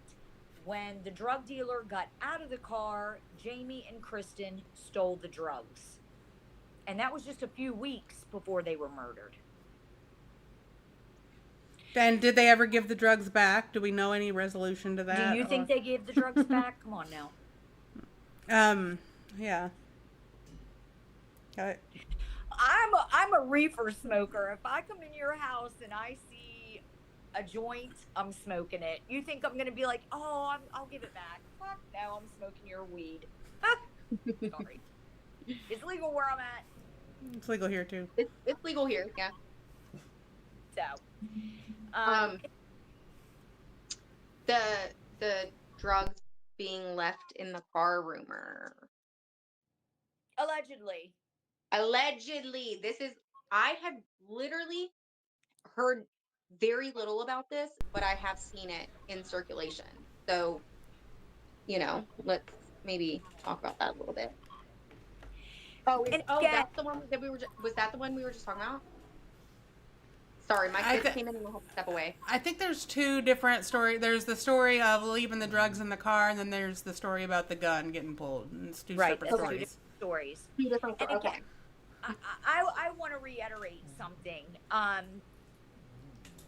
People relapse all the time. If you ever go to an NA or an AA meeting, people will tell you they could wallpaper their walls with white chips. People relapse all the time.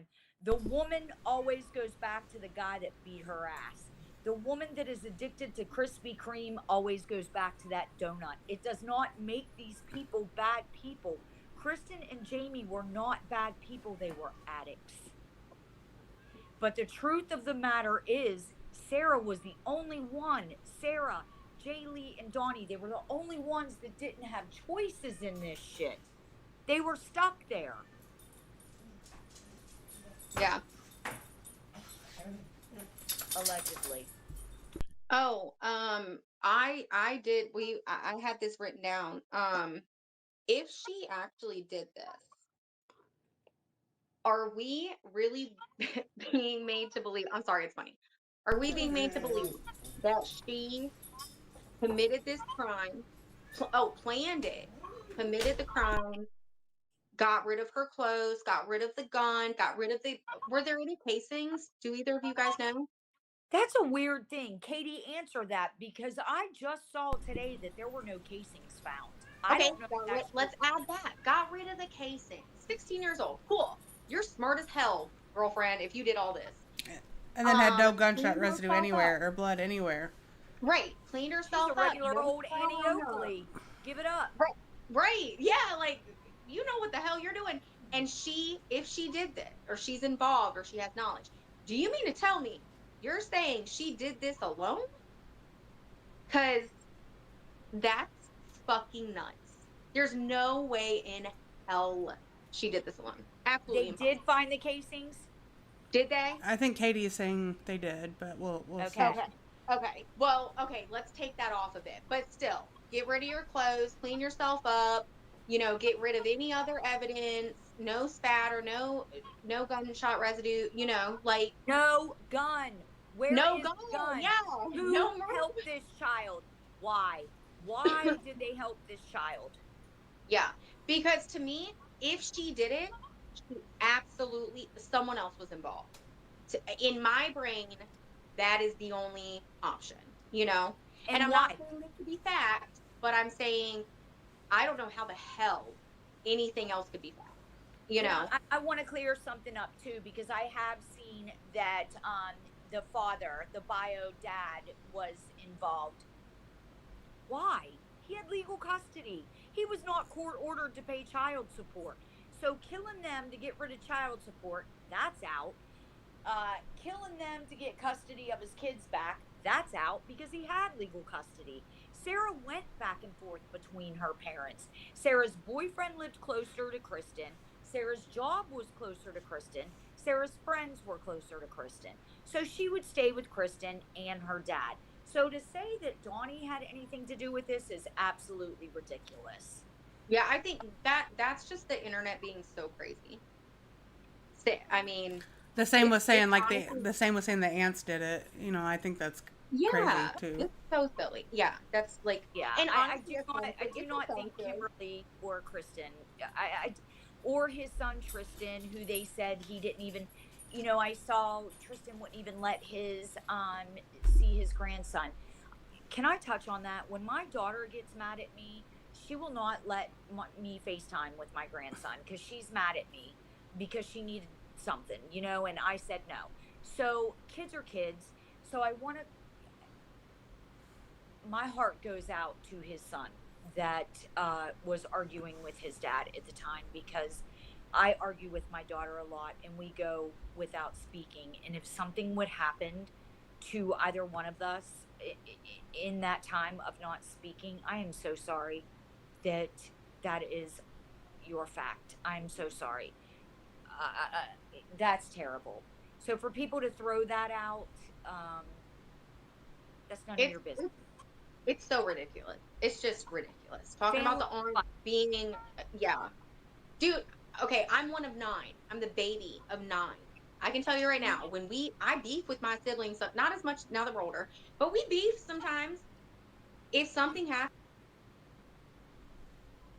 Oh no, what happened?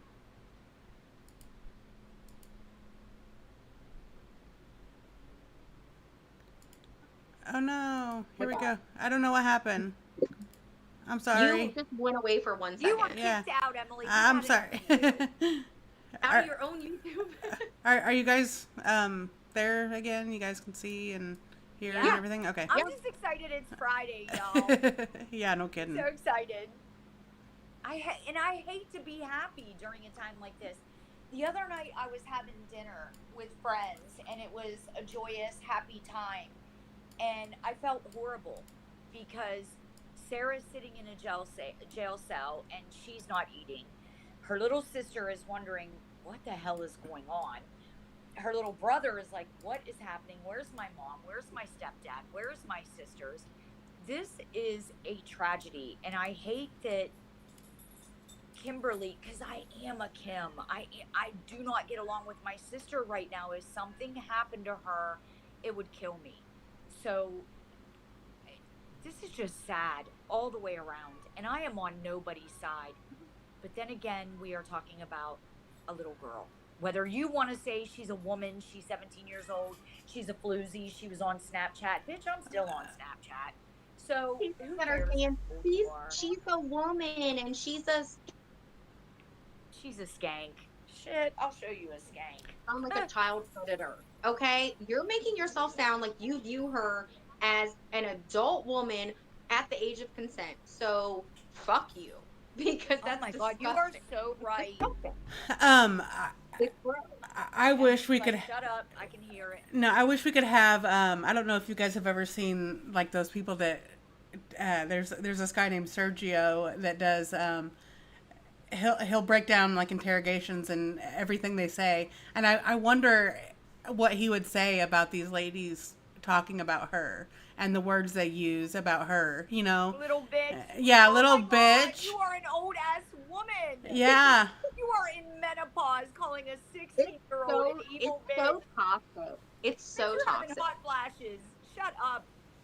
Yeah. We want to talk about it being 2025. We're in 2025. We don't talk about children like Yeah. that in 2025, or else you're a fucking creep for Yeah. speaking about a child like that. You know? I mean, I'm sorry. I have no patience for that shit. And here's None the deal. whatsoever. There's no fucking gun. You are an old ass woman. That is your family member. Where is the gun? How did this child do this? Who helped her? Right? That's Ask the your question. question. Ask the questions. Who Exactly. helped her? Who did it? Where's the gun? You think she Yeah. did it? Who helped her? Who Yeah. groomed this child to kill her parents? Yeah, but that's the thing. People are so quick to jump on just like the suspect is the worst person in the possible, in the entire world, and they never ask questions. But the really sad thing is when when a victim and a suspect are in the same family, that's when that type of behavior is so out of line for me. It's so disheartening, because y'all are part of the same family, so you should be asking the questions. You should be the one asking questions. Why did this happen? What happened? What was the investigation like? Like, I would be drilling the living fucking balls off of every single investigator and every single person that spoke to that member of my family. You know what I mean? That's what's just sad about it when it's like it's I all have major intertwined. empathy for the investigators on this case. I really do. I have major empathy, not the police. Let me get that clear. The investigators on the case. I definitely feel for them because, like, unless they're like a shitty Michael Proctor, that's got to be hard. Seriously, that's really got to be hard. What about the judge that just got shot and killed in his own office? I know. I mean, like, please don't tell me Oh, that that's I'm wild. law enforcement, because I work with the mental health, and a lot of people in my field are only in it for the money. They're not in it because they care. We are humans. Doctors, nurses, a lot of them are only. I've seen nurses with Coke on their nose come and take blood from my arm when I'm sick. So please, we are bus drivers. What about the bus drivers beating the shit out of kids? What about the teachers that are dressing like hoochies to sit with third graders? Like, please. Or getting caught being drunk while teaching a class. Yeah. Or Right. sleeping with little boys. Oh my God. God. 2025 and we're still talking about race wars. It's 2025. We are humans. We are not perfect. We will never be perfect. So let's get real about that. But back to Sarah Grace, I just don't see why. What is her motive? She did not turn 17 yet. She had months before she turned 17. If this was premeditated, she would have waited until she could have taken custody of her 5-year-old and her 11, 12-year-old little brother. She would have waited. I just don't see it. They say she snapped. Where were the signs? Where were the signs? There was none. Yeah. I remember whenever I was a teenager, I would rage. Like, if I would have raged enough to shoot my parents, I would have raged all over that house, I would have been knocking shit off the walls. I would have been tearing my bed apart, Like, I'd have been doing all that shit. I'd have been... Everything. Yeah, same. I definitely wouldn't have killed my mom in her sleep. Like, I would have done it in a fight. Like... Yeah, I do want to point out, this does happen. It definitely does happen in some cases. But the problem is, we're not seeing any sort of real solid motive for doing it in that manner. Like, we've not seen any of that. You know what I mean? Definitely rage. They were shot in the face. Jamie was shot directly in his nose. Yeah. So there was definitely rage. So where's the Yeah, rage it come just doesn't. from? Yeah, it doesn't make sense. And I mean, to your point, it's like if she just snapped and raged, she would have been throwing shit all over the fucking house. I remember what it was like to be 16 or 17 years old. I know y'all do too. That's what we would have done. So it doesn't line up. It just doesn't make sense. And if Was she she on her was, period? and if she was, if I think there's a greater chance that she orchestrated this than she committed this herself. I agree. I But agree. with who? That's the question. That's This the is a that child. person Who should be, helped this child do and this? that person should be in jail in order to get her in jail. Like that's Right. Yeah. how like the chain works, I feel like. But Her I current boyfriend is this big. Jamie was in prison most of his life. Fuck the LVAD in him. I'm sure Jamie could have whooped that scrawny little kid's ass. You know what I'm saying? One swing from Jamie would have knocked that kid to the ground. Even Kristen. Come on. but if he's got a gun and he kills them in their sleep, I mean, they never even had a chance, you know? Then they wouldn't know. They Yeah. wouldn't see it coming. Yeah. But But you know what? That's the point. The whole point is that we're asking these questions. Is it Were they in possible? their Would it be sleep? possible? How would it work? Exactly. Were Like they we're asleep? Kristen was shot in the side of her ear. Was she yeah, asleep? yeah. yeah, Yeah, because that's a really fucking good point. If they were both asleep and it's one gunman, how do you shoot one person and have the aim, mind you? Has Sarah Grace ever, gone to the range? I don't She's know. country. I'm sure she has. I don't know for a fact, but Maybe. this is country. This But is if the you think South. about it, he would have had to shoot one of the parents first, right next to the other parent, if it was in their sleep. And then the other one would not have been able to be awake. Like if they didn't startle up, then it would make sense. Okay, maybe she shot the other one. But to me, they would startle up, and then she'd probably miss because she's 16 years old. You know what I mean? How do you have that sort of precision if you don't have, a lot of experience handling a gun? That just doesn't make sense to me. It doesn't. I don't get that. Unless there were two gunmen. well, they have casings, so I mean, It was a 9mm. There I was do none. know Yeah. that. I don't know how 9mm go. I don't know anything about guns. I'm too so. crazy. I don't have no goddamn Me gun. either. You don't And want me I have said Everybody's before. guilty in my eyes. I have said before. Thank God there wasn't guns around my house whenever I was a teenager. I was so emotional and wild. And made split second decisions. One time I took a bunch of ibuprofen and then threw it up. Like what if it would have been a gun? Like what if it would have been? It would have been Right. too late. Oh my gosh, another huge topic that I talk about a lot is handle or storing your gun safely when you have kids or teenagers in the house. That's something I'm super passionate about. Yeah, and Somebody brought a case up. I don't know where it happened, but it was a beautiful black girl. She was so pretty. A young black girl. Her and her two kids were in the car. They posted it on the group saying, and she got bail and Sarah didn't. The mom went into a store and the 3-year-old little boy grabbed the gun out of the purse and shot and killed himself on accident. And they wanted to hang the mom for that. Listen, a lot of people carry guns today. This world is crazy. It was an Yeah. accident. That's an accident.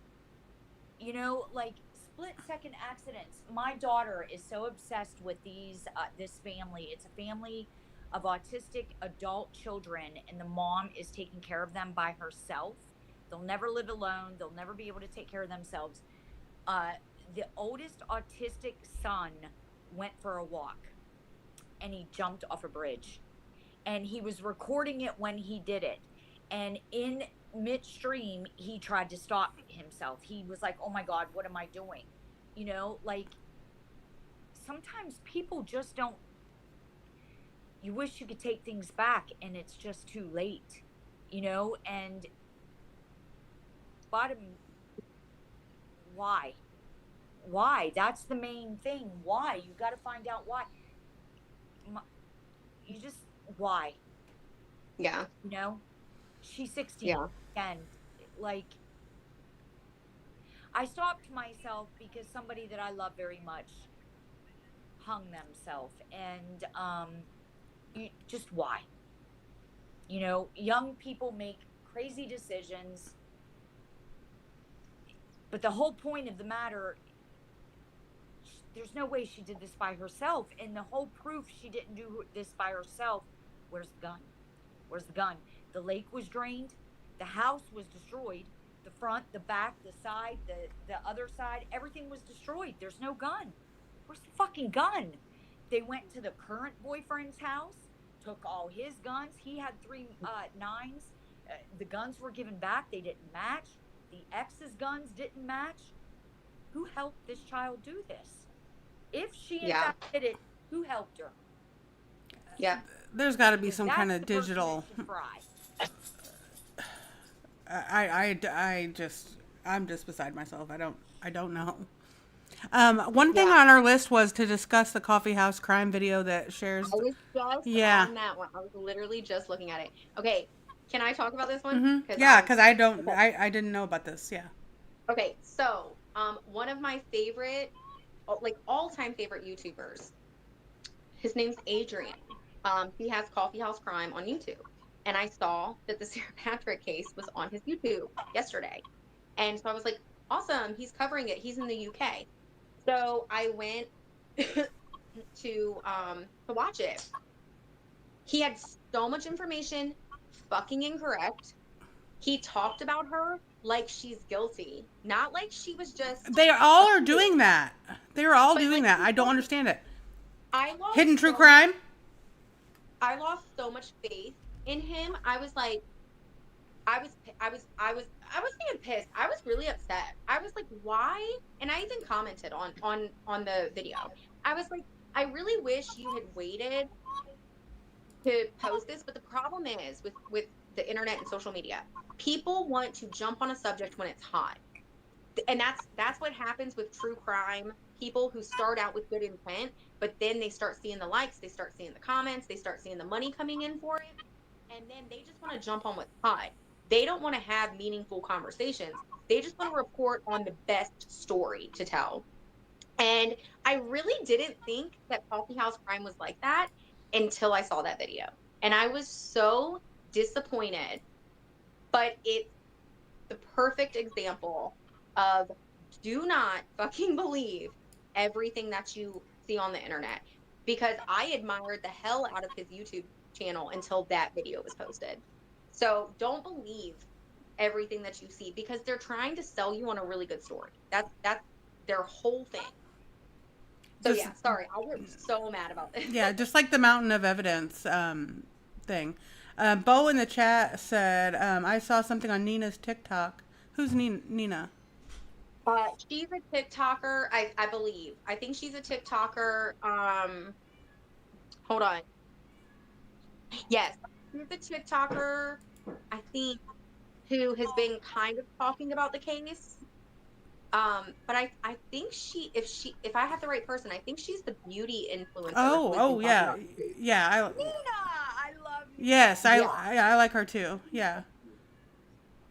I want to get back to what you were just saying, Laurel. What were you just talking about? Coffee house. Yeah. He said so many things that was bullshit. First of all, he said that it was a 2-story house. It's not a 2-story house. The house is almost 2,000 square feet, if not 2,000 or a little over.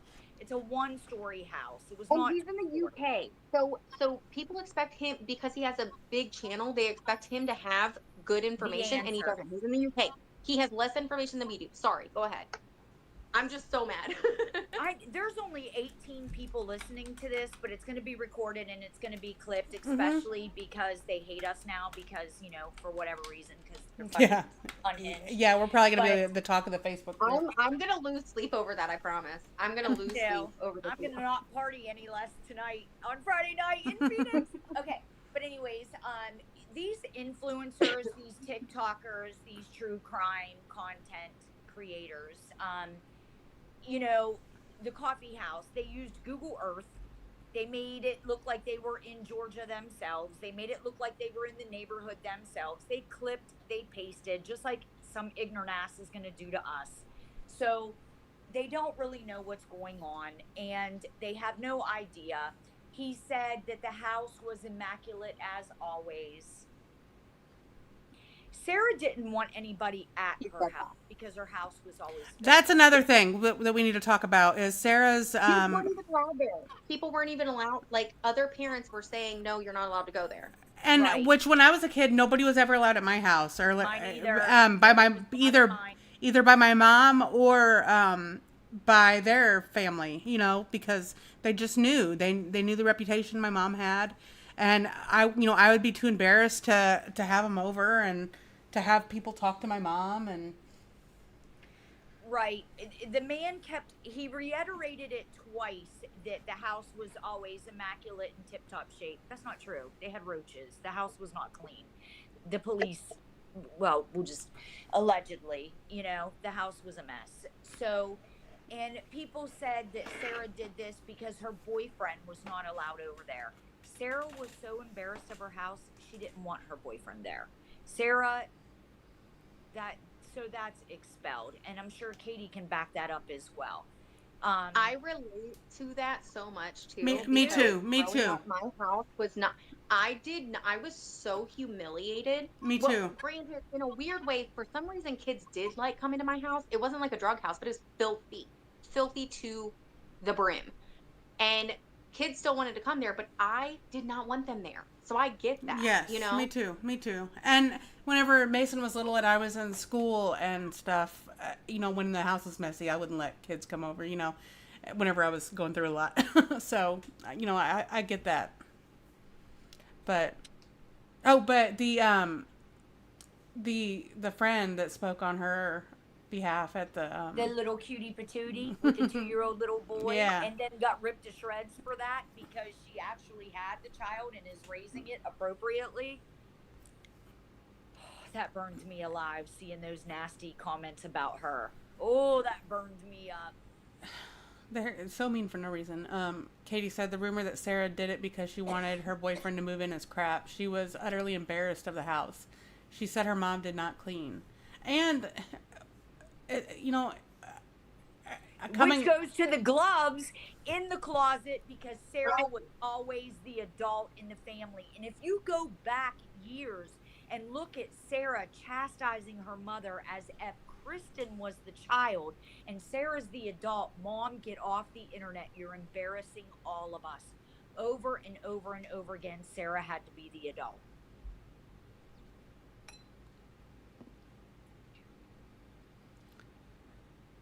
Yeah. But we're hoping, to get to more information, get to the bottom of this, at least be some kind of voice on the other side of this. Is there any other rumors that we are forgetting? The gun held a week before. True. A few weeks before that, the drugs dropped in the backseat of their car and they stole it. True. There's even police reports on that. Idiots will be calling the police. I didn't get my money for my crack. That happens all the time. We used to watch. Remember Live PD before COVID hit? That was some funny shit. I miss that. But yeah, that really happened. That really happened. And again, to reiterate, this them finding God, and they were in the church, and the poor pastor that has been ripped to shreds because of the bond hearing. And, oh yeah. So do I believe that they got sober and changed their life? Yeah, I do. Do I believe it stuck? Nope, sure don't. Especially after drugs got dropped in the backseat of their car and then weeks later they're dead. Yeah. Or, maybe they didn't have time. Maybe if they hadn't been killed, maybe they would have finally found that path. Y'all know, I think, I know I shared with Heidi, but my husband, when I met him, he was a year clean from heroin. When I met him, he was already on that path. He's about to celebrate his 10 years. So yeah, people can change, absolutely. But was that the current situation when this happened? That's most definitely up for debate, for Eh, sure. Right? And And I'm you not pull your sold husband on into this chat right now. I bet he fumbled a few times before he got to his 10 Yeah. years. That's what it that. takes. Yeah, yeah. I mean, relapses are part of the process, you know, and Right. yeah, yeah, And from what I understand, allegedly, in one of the pictures, too, you will see a huge ass bottle of prescription pills on the counter where Jamie and Kristen are kissing. Um, a lot of people are prescribed methadone and Suboxone to get sober. Bitch, that yeah. ain't sober. Do you know how many people trade methadone on the street? And Suboxone, you can get it in strips, cut it in little bits, put it under your tongue, and get high. Um, the pain that he was in from the LVAD, I'm sure he might have been getting some prescription medication.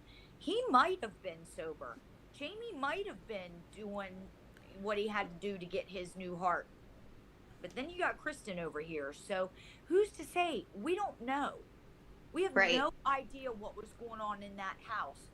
Yeah. But again, if Kristen did, or excuse me, if Sarah Grace did this, why?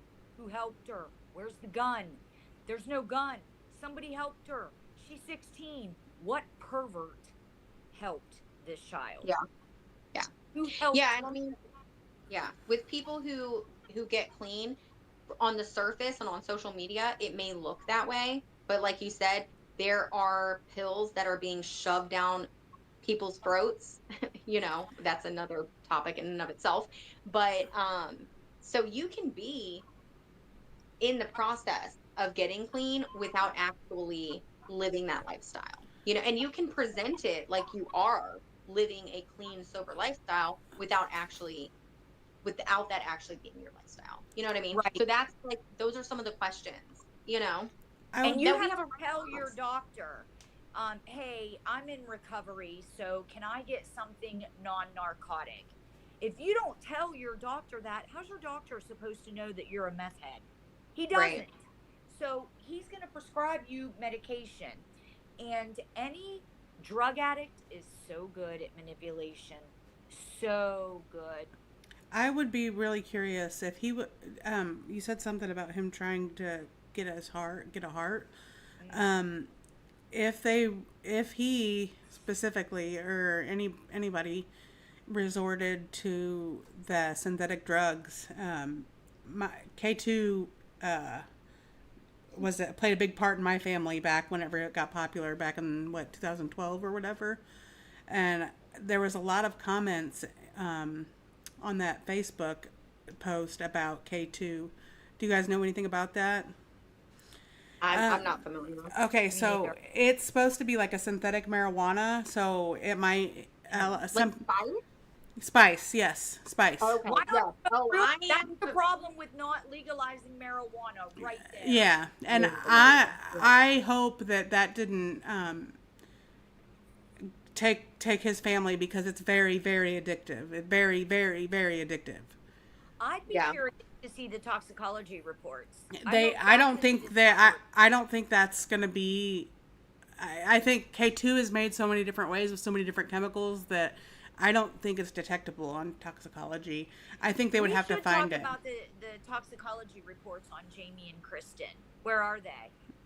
Did the public defender demand that? Did Sarah's lawyer demand the toxicology reports?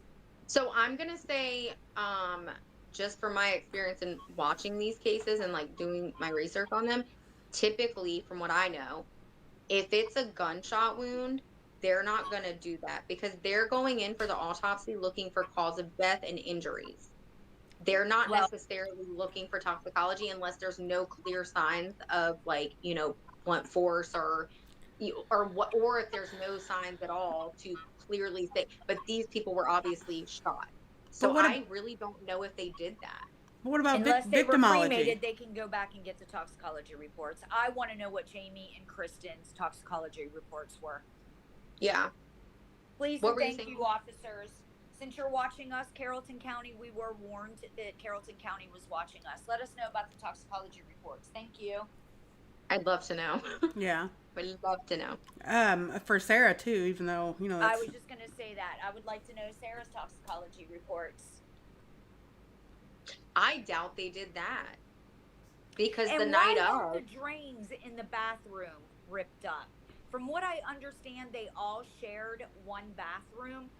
Why didn't they rip up the drains in the sink, any of the sinks in the bathroom drains? Why weren't they Yeah, ripped yeah. up? Law Because, enforcement, answer that. Why didn't you rip up the drains? yeah, because when you think about it, obviously, I mean, common sense, you don't even have to know anything about crime, but common sense tells you if she doesn't have any clear evidence on her, gunshot residue or blood spatter or anything else, um, common sense says you need to find out some more info. You know what I mean? Find out more information about that. Like, go and look because she would have obviously had to go take a shower. Right. So He was why shot were those in the not? face. He was shot in the face. He was shot in the chest as well. Where's the blood? I It would don't be think in the she, drain. I don't think she could have even washed that much blood off of her clothes. I don't think. You know, No, they no, would no, they would have had to. clothes. No, the clothes would have had to been completely off the property. Period. Like Yeah. they would have had to have been gone But she had to because wash her ass. Jamie's you can blood would have been in the exactly. drain.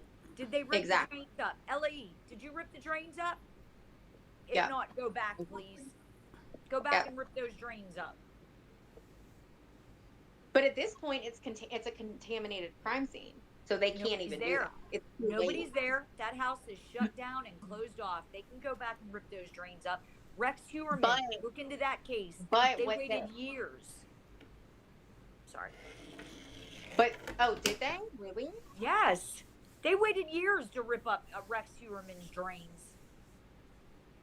Okay, because I was gonna say, so they could say like, you know, the family still had access. So, well, the defense could say it. Let's say they did find some sort of, you know, blood or something in those drains. Now, you know, this far after they could all the defense could say, oh, well, that's way after it could have been planted, it could have whatever. So that's why it causes a legal issue, is because the investigators didn't do that off jump when they were supposed to.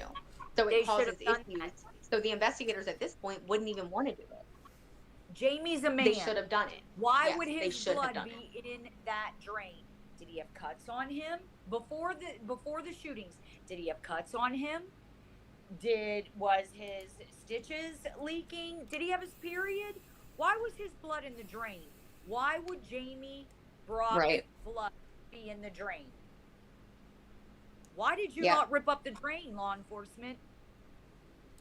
That's my question, is because like I said, I look at things from like once it's in trial perspective. This is it's too late now. It's way too late because you're going to run into so many issues that it's either going to be thrown out by a judge, or again, the defense is going to be able to be like, fuck you, because you didn't do this in a timely manner when you were supposed to. You didn't close off the scene and then go in and get the information from the drains, and you know what I mean? So it's It just is up to law enforcement today to get help for Sarah Grace Patrick because she is a minor. If Sarah Grace Patrick did this, she was a child when she did it. It is up to law enforcement to figure out why, what happened to her, what was going on to her mentally, how can we help her? It is law enforcement's responsibility to find out what happened to everybody in that house and why. So law enforcement, This is on your shoulders. Rip up the drains. How about the washer and dryer? Did you rip that up? You say there's no blood splatter on her clothes. Did she wash her clothes? Did you rip up the laundromat or the local laundromat? Maybe they washed their clothes somewhere else. She couldn't have left. She didn't leave, remember? So if there's nothing on her clothes, she washed them.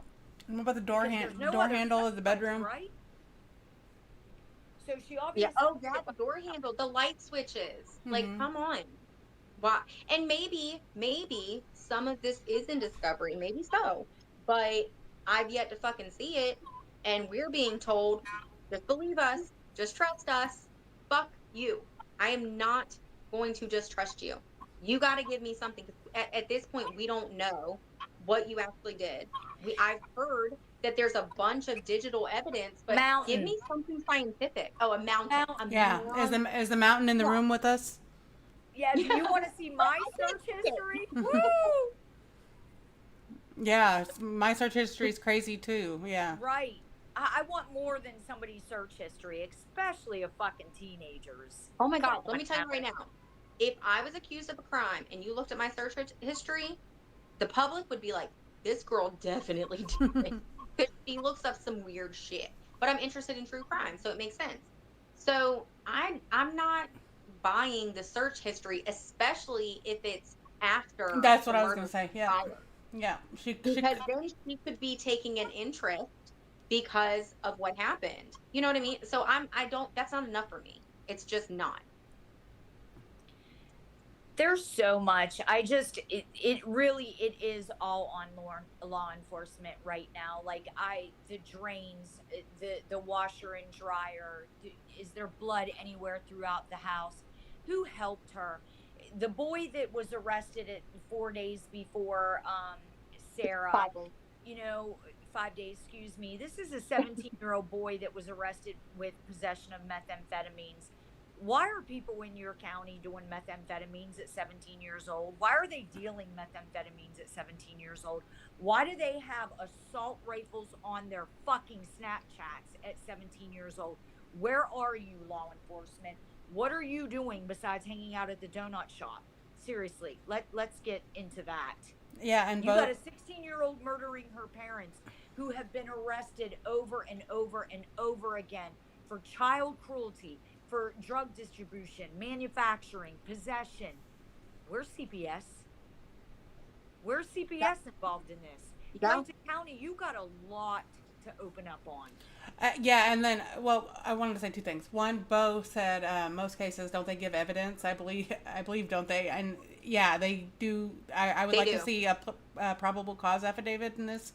I haven't seen that. Thank you. I don't know where it's at, but yeah, And there's no gag order. If there was a gag order on this case, it would have to be like an. There's no gag order. So yes, typically you're going to get the probable cause affidavit, and that's going to be. We wouldn't be sitting here talking about that right now if that were the case, because we would have some. Well, maybe we'd still have some questions because I don't have full confidence in them. But yeah, 100%. I think the difference is when you get indicted, you don't need the probable cause affidavit to get arrested. You just have the indictment to get arrested, and then the indictment is secret. So, but there still should be some evidence. Like there should be something. Oh, there should be something. I wanted to say about the alternative school thing. If she was in alternative school, like, who gives a fuck about that? Like, who gives a fuck? She was still in school. She was doing her best. She graduated early. Like, I don't understand the problem with that, and I don't like it when people talk shit about that. Speak on your experience with alternative school. Yeah, and I did go to alternative school for 2 years, and I thrived in the small classes. The teachers liked me. I was one of the only girls there. I fit in perfectly, and even after I got kicked out of school for Benadryl, I went to the alternative school, and then I chose to stay there another year just because I was doing so good there. But yeah. So Sarah was in alternative school because she got caught with marijuana on school grounds, marijuana that she got from her parents, and although I do not agree with giving your kid at 15 years old marijuana, I also, it's just not that deep. It's fucking marijuana. And, when you get expelled from school in the South, that's it. You have to go to an alternative school. It's not like she had been kicked out umpteen times. She got kicked out once. And boom, in an alternative school. And she thrived, and she graduated a year early. So yeah. My childhood best friend had to go to an alternative school. I was homeschooled my whole life, so I'm not super familiar, but she told me all about it. She said it was horrible here where we are in Virginia. She said it was awful. But is that evidence that someone is going to be like, what's the point in bringing that up? What weight does that hold? It means nothing. It's so stupid to even talk about that. Right. And for you people that are listening or are going to listen after this is recorded, to the woman who was screaming, the spokesperson or whoever she was, the mountain of evidence woman, you've got this woman standing up in front of a camera, mountain of evidence, and countless witnesses of this and that. Don't think for 1 second that bitch don't have stuff in her closet, okay? So her mountain of evidence is Sarah Grace making ridiculous pleas to people on TikTok who claim to be so important because they have millions of followers that they probably bought. And they're so important that they're selling lip gloss on TikTok, or they're talking about true crime. These people are nobodies. TikTok is a shit app that was almost banned. And these are not people to look up to. They're people that really just don't have jobs and sit online all day long. And spread false information. And I'm not saying every single TikToker does Yeah, that, no, and of course, but the big ones spreading false information just for views. Why do people accept that? Why are people gonna like just again blindly believe that because a TikToker said it? That means less than nothing that they said that. It's crazy. It's right. ridiculous. Right. And you know what's sad is like the Nina, the influencer that is trying to spread awareness. People don't a lot of people don't like her because she's so curt and she's so brash with the way that she puts stuff out there. But at least she's being real. She's Yeah. calling people out.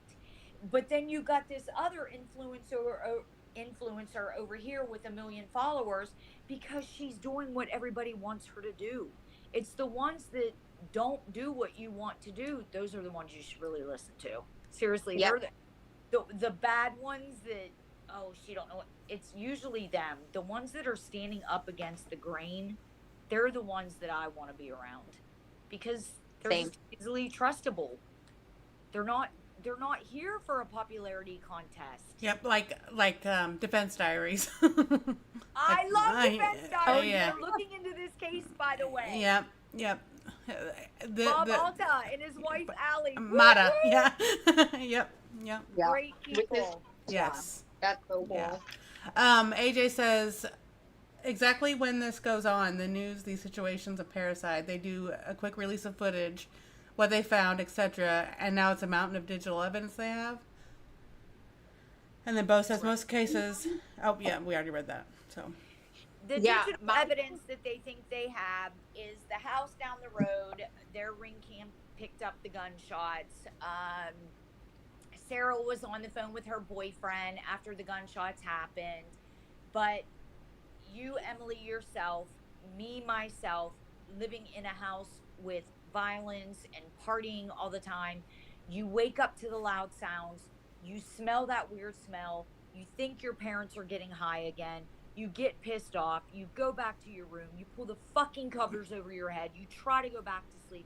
You can't. You got this thing called a cell phone. You call somebody. You make them stay on the phone with you. It's really not that deep. You know what is deep? Where the fuck's the gun? You know what else is deep? Why didn't you pull up the drains? Why? Yeah. Why didn't you pull up the drains? In the wash machine, in the sink, in the bathrooms, where's the drains? Why is there no fingerprint powder on the door, the front door? Why is there no fingerprint powder on the back door? Yeah. And the thing for me too is if there is actually this mountain of evidence, they would absolutely be able to feed us a little bit, a tidbit of it. Because that's what they should do. They should give the public something, but they're not doing that. So it doesn't make any sense. I think that, don't quote me on this, but I'm getting that this was not a proper investigation and it was tunnel vision. you know? I'm getting Delphi vibes so bad. It's making me nervous. Yeah. I just don't want to believe that law enforcement is affiliated with a bunch of retarded ass, whacked ass tweakers. Like, you cannot, please tell me that law enforcement is not. No, I don't think it's a conspiracy like that. I think it's a I hope not. conspiracy of just laziness. I think, yeah, I don't get a vibe of like a Karen Reed, you know, process Yeah, situation. yeah. That's not the vibe I get. The vibe I get is tunnel vision.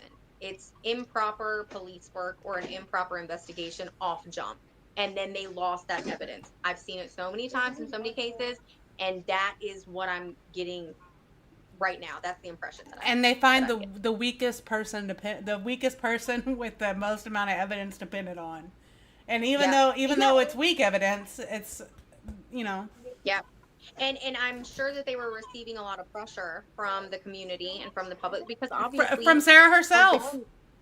yeah, like, you know, these are, at the end of the day, they are victims of a horrific crime. So they probably were receiving a lot of pressure on this, and that is 9 times out of 10 what causes a bad investigation or tunnel vision, because they're just trying to get somebody with even a little bit of evidence, and they're going to try to, you know, put it on them as much as they can because they're trying to do their jobs, but they're doing it the wrong way.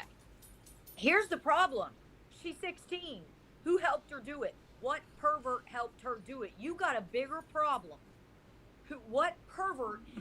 I've seen so many people. She's white, she's pretty, and she's blonde. That's why you don't want to see her guilty. I don't give a fuck what she looks like. She's a child. Who helped her do this? Who manipulated this child? Or who was so weak that this child manipulated this grown ass adult to do this? Right. Tell me. Yeah. It's just crazy. Something ain't right, and that's why we're here, because something ain't right. What's the problem?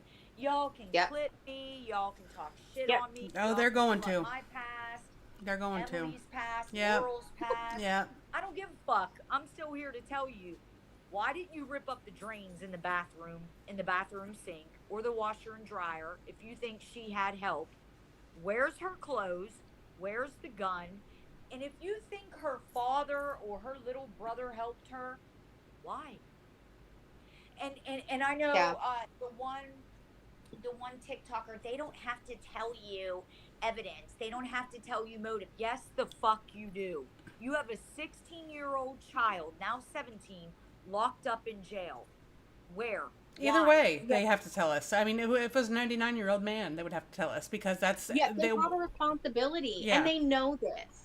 I highly doubt that they August 19th. Where's the discovery? Where's the freedom of discovery for the public? I doubt that they thought that this was gonna turn into what it is. And sadly, there are so many cases that don't get the attention like this. But that's kind of the whole point. Like, yes, we're talking about a case that has gotten a lot of attention and a lot of misinformation, but it speaks to a much bigger issue of, like, there are so many cases like this that are not getting the coverage. And this is shit that is happening all the time. And we should be asking fucking questions, you know? I mean, yeah, because it's the public opinion, you know, and they came out, they did a press conference, they did all this shit and said mountains of evidence, like, you know, let's see it. Just give me a molehill. Yeah. Give me a molehill. Yeah. I'll give me a anthill. I don't care. Give me something. Fuck. Yeah, same shit with Richard Allen. If he would just have crazy search history, I could believe he did it. Right. But he has nothing. He has nothing. We need to do a whole video on that, dude. Yeah, we do. Yeah, we need to. And Brian Kober, yeah. Brian Kober is a piece of shit, and I would love to be in a cell with him. And that's proof right there that we have a weak ass system. How are you gonna give that piece of shit a plea deal? What? He doesn't. What? How is without hiding? without making them give up the info. I have a big old theory about that really quickly. So my thing is, if you're going to make a plea deal, I think that you should the suspect or the accused should have to say some sort of incriminating Allocution. thing. Yeah. Give me something that says like, yes, I went in through the back door. You know, Kaylee, Maddie, or whoever said this, did this, something that only the killer would know. Otherwise, you don't get a fucking plea deal. That should be a standard, and it's not. And I think that it's because I think that someone in the prosecution office was the one who made that leak to Dateline, and they were just trying to clean up their tracks. That's my theory on it, and I'll stand on that. Trying to I shut down really that. think that. Trying to shut down that I think that that investigation. Families over. Yeah. Yep. They screwed those families Get over. it together, hard. Emily. I'm the one drinking wine, and you can't get prosecution out. No. Okay. I can't wait to see the clips and the put downs and the beat downs. And it's so crazy because we all were very kind and respectful. Like, you know, again, in the shower this morning, getting ready for work, I was thinking about especially Kim, because I don't speak to my sister. And I'm going to get emotional. The pain Kim must carry, for whatever reason, her and Jamie were not speaking, whether it's just because they've just been so busy or they're just mad at each other for some dumbass reason. It doesn't matter. You're just not talking to your brother right now. I can't imagine the guilt and the pain that Kim carries, you know, even if it's been 5 days since she talked to Jamie. You still carry that. I should have called him. I should have texted him. You know, I get where Kim is coming from, but to call people names the way she is, it's just stupid. Yeah. And it's very trashy. And Kelly with an IE, get the fuck out of the picture. Seriously. You're embarrassing for everybody. And I'm going to go ahead and put that out there. And there ain't no allegedly. Do what you got to do. If you think you need to come after me legally, go ahead and do that shit physically. I dare you. But shut up, Kelly. Seriously. And anybody else that want to call Sarah this and Sarah that, or anybody else that wants to put Kristen down or Jamie down, I'd like to see your perfect parent record, because I'm a parent and I have fucked up so many times with my kids. As a matter of fact, I haven't spoken to my daughter in 2 weeks because she's mad at me. So, you know, that's life. Mm-hmm. Yeah. No one's the perfect parent. Yeah. Mm-hmm. No one's the perfect parent. But, you know, the way that you handle yourself, like I said earlier, the way that you handle yourself in situations like this speaks way more loudly about you than it does about the person that you're talking about, you know? Yeah. And I do want to reiterate about Daniel, DJ. He is a good dude. He's a little bit airheaded and bubble-headed, and I think he's been in denial about the house in this situation. He really wanted to believe that Kristen was getting it together and Jamie was getting it together. And I do want to say something too. Daniel has never, not one time, said a bad word about Jamie. Not one time. As a matter of fact, I'm probably not supposed to say this, but I'm going to go ahead and say it anyways, and he can cuss me out. Donnie misses Jamie more than he does Kristen. So for Kim and her daughter Kristen to say that Daniel is saying bad things about Jamie, he's really not. He thinks Jamie was a good guy. And addiction does not make you a bad person. It makes you addicted. So I just want the best for everybody. Yeah, and me I too. hope that I want Kim to find peace. And I don't want to pile on any side, you know. Yeah, so we're probably gonna have to wrap it up for tonight, but I hope we can meet again sometime and talk more. Hopefully we find out more about what's going on with the discovery. We can talk about any, anything else we find out. I'm fairly new to this case, so I'm finding out stuff as we go. So Yeah, I would love to find out some discovery and do another live. We've Yeah. been going for quite a while, Yeah. so and talk about Yeah, Delphi so- one day. Yeah. yeah, Yes. I would love that.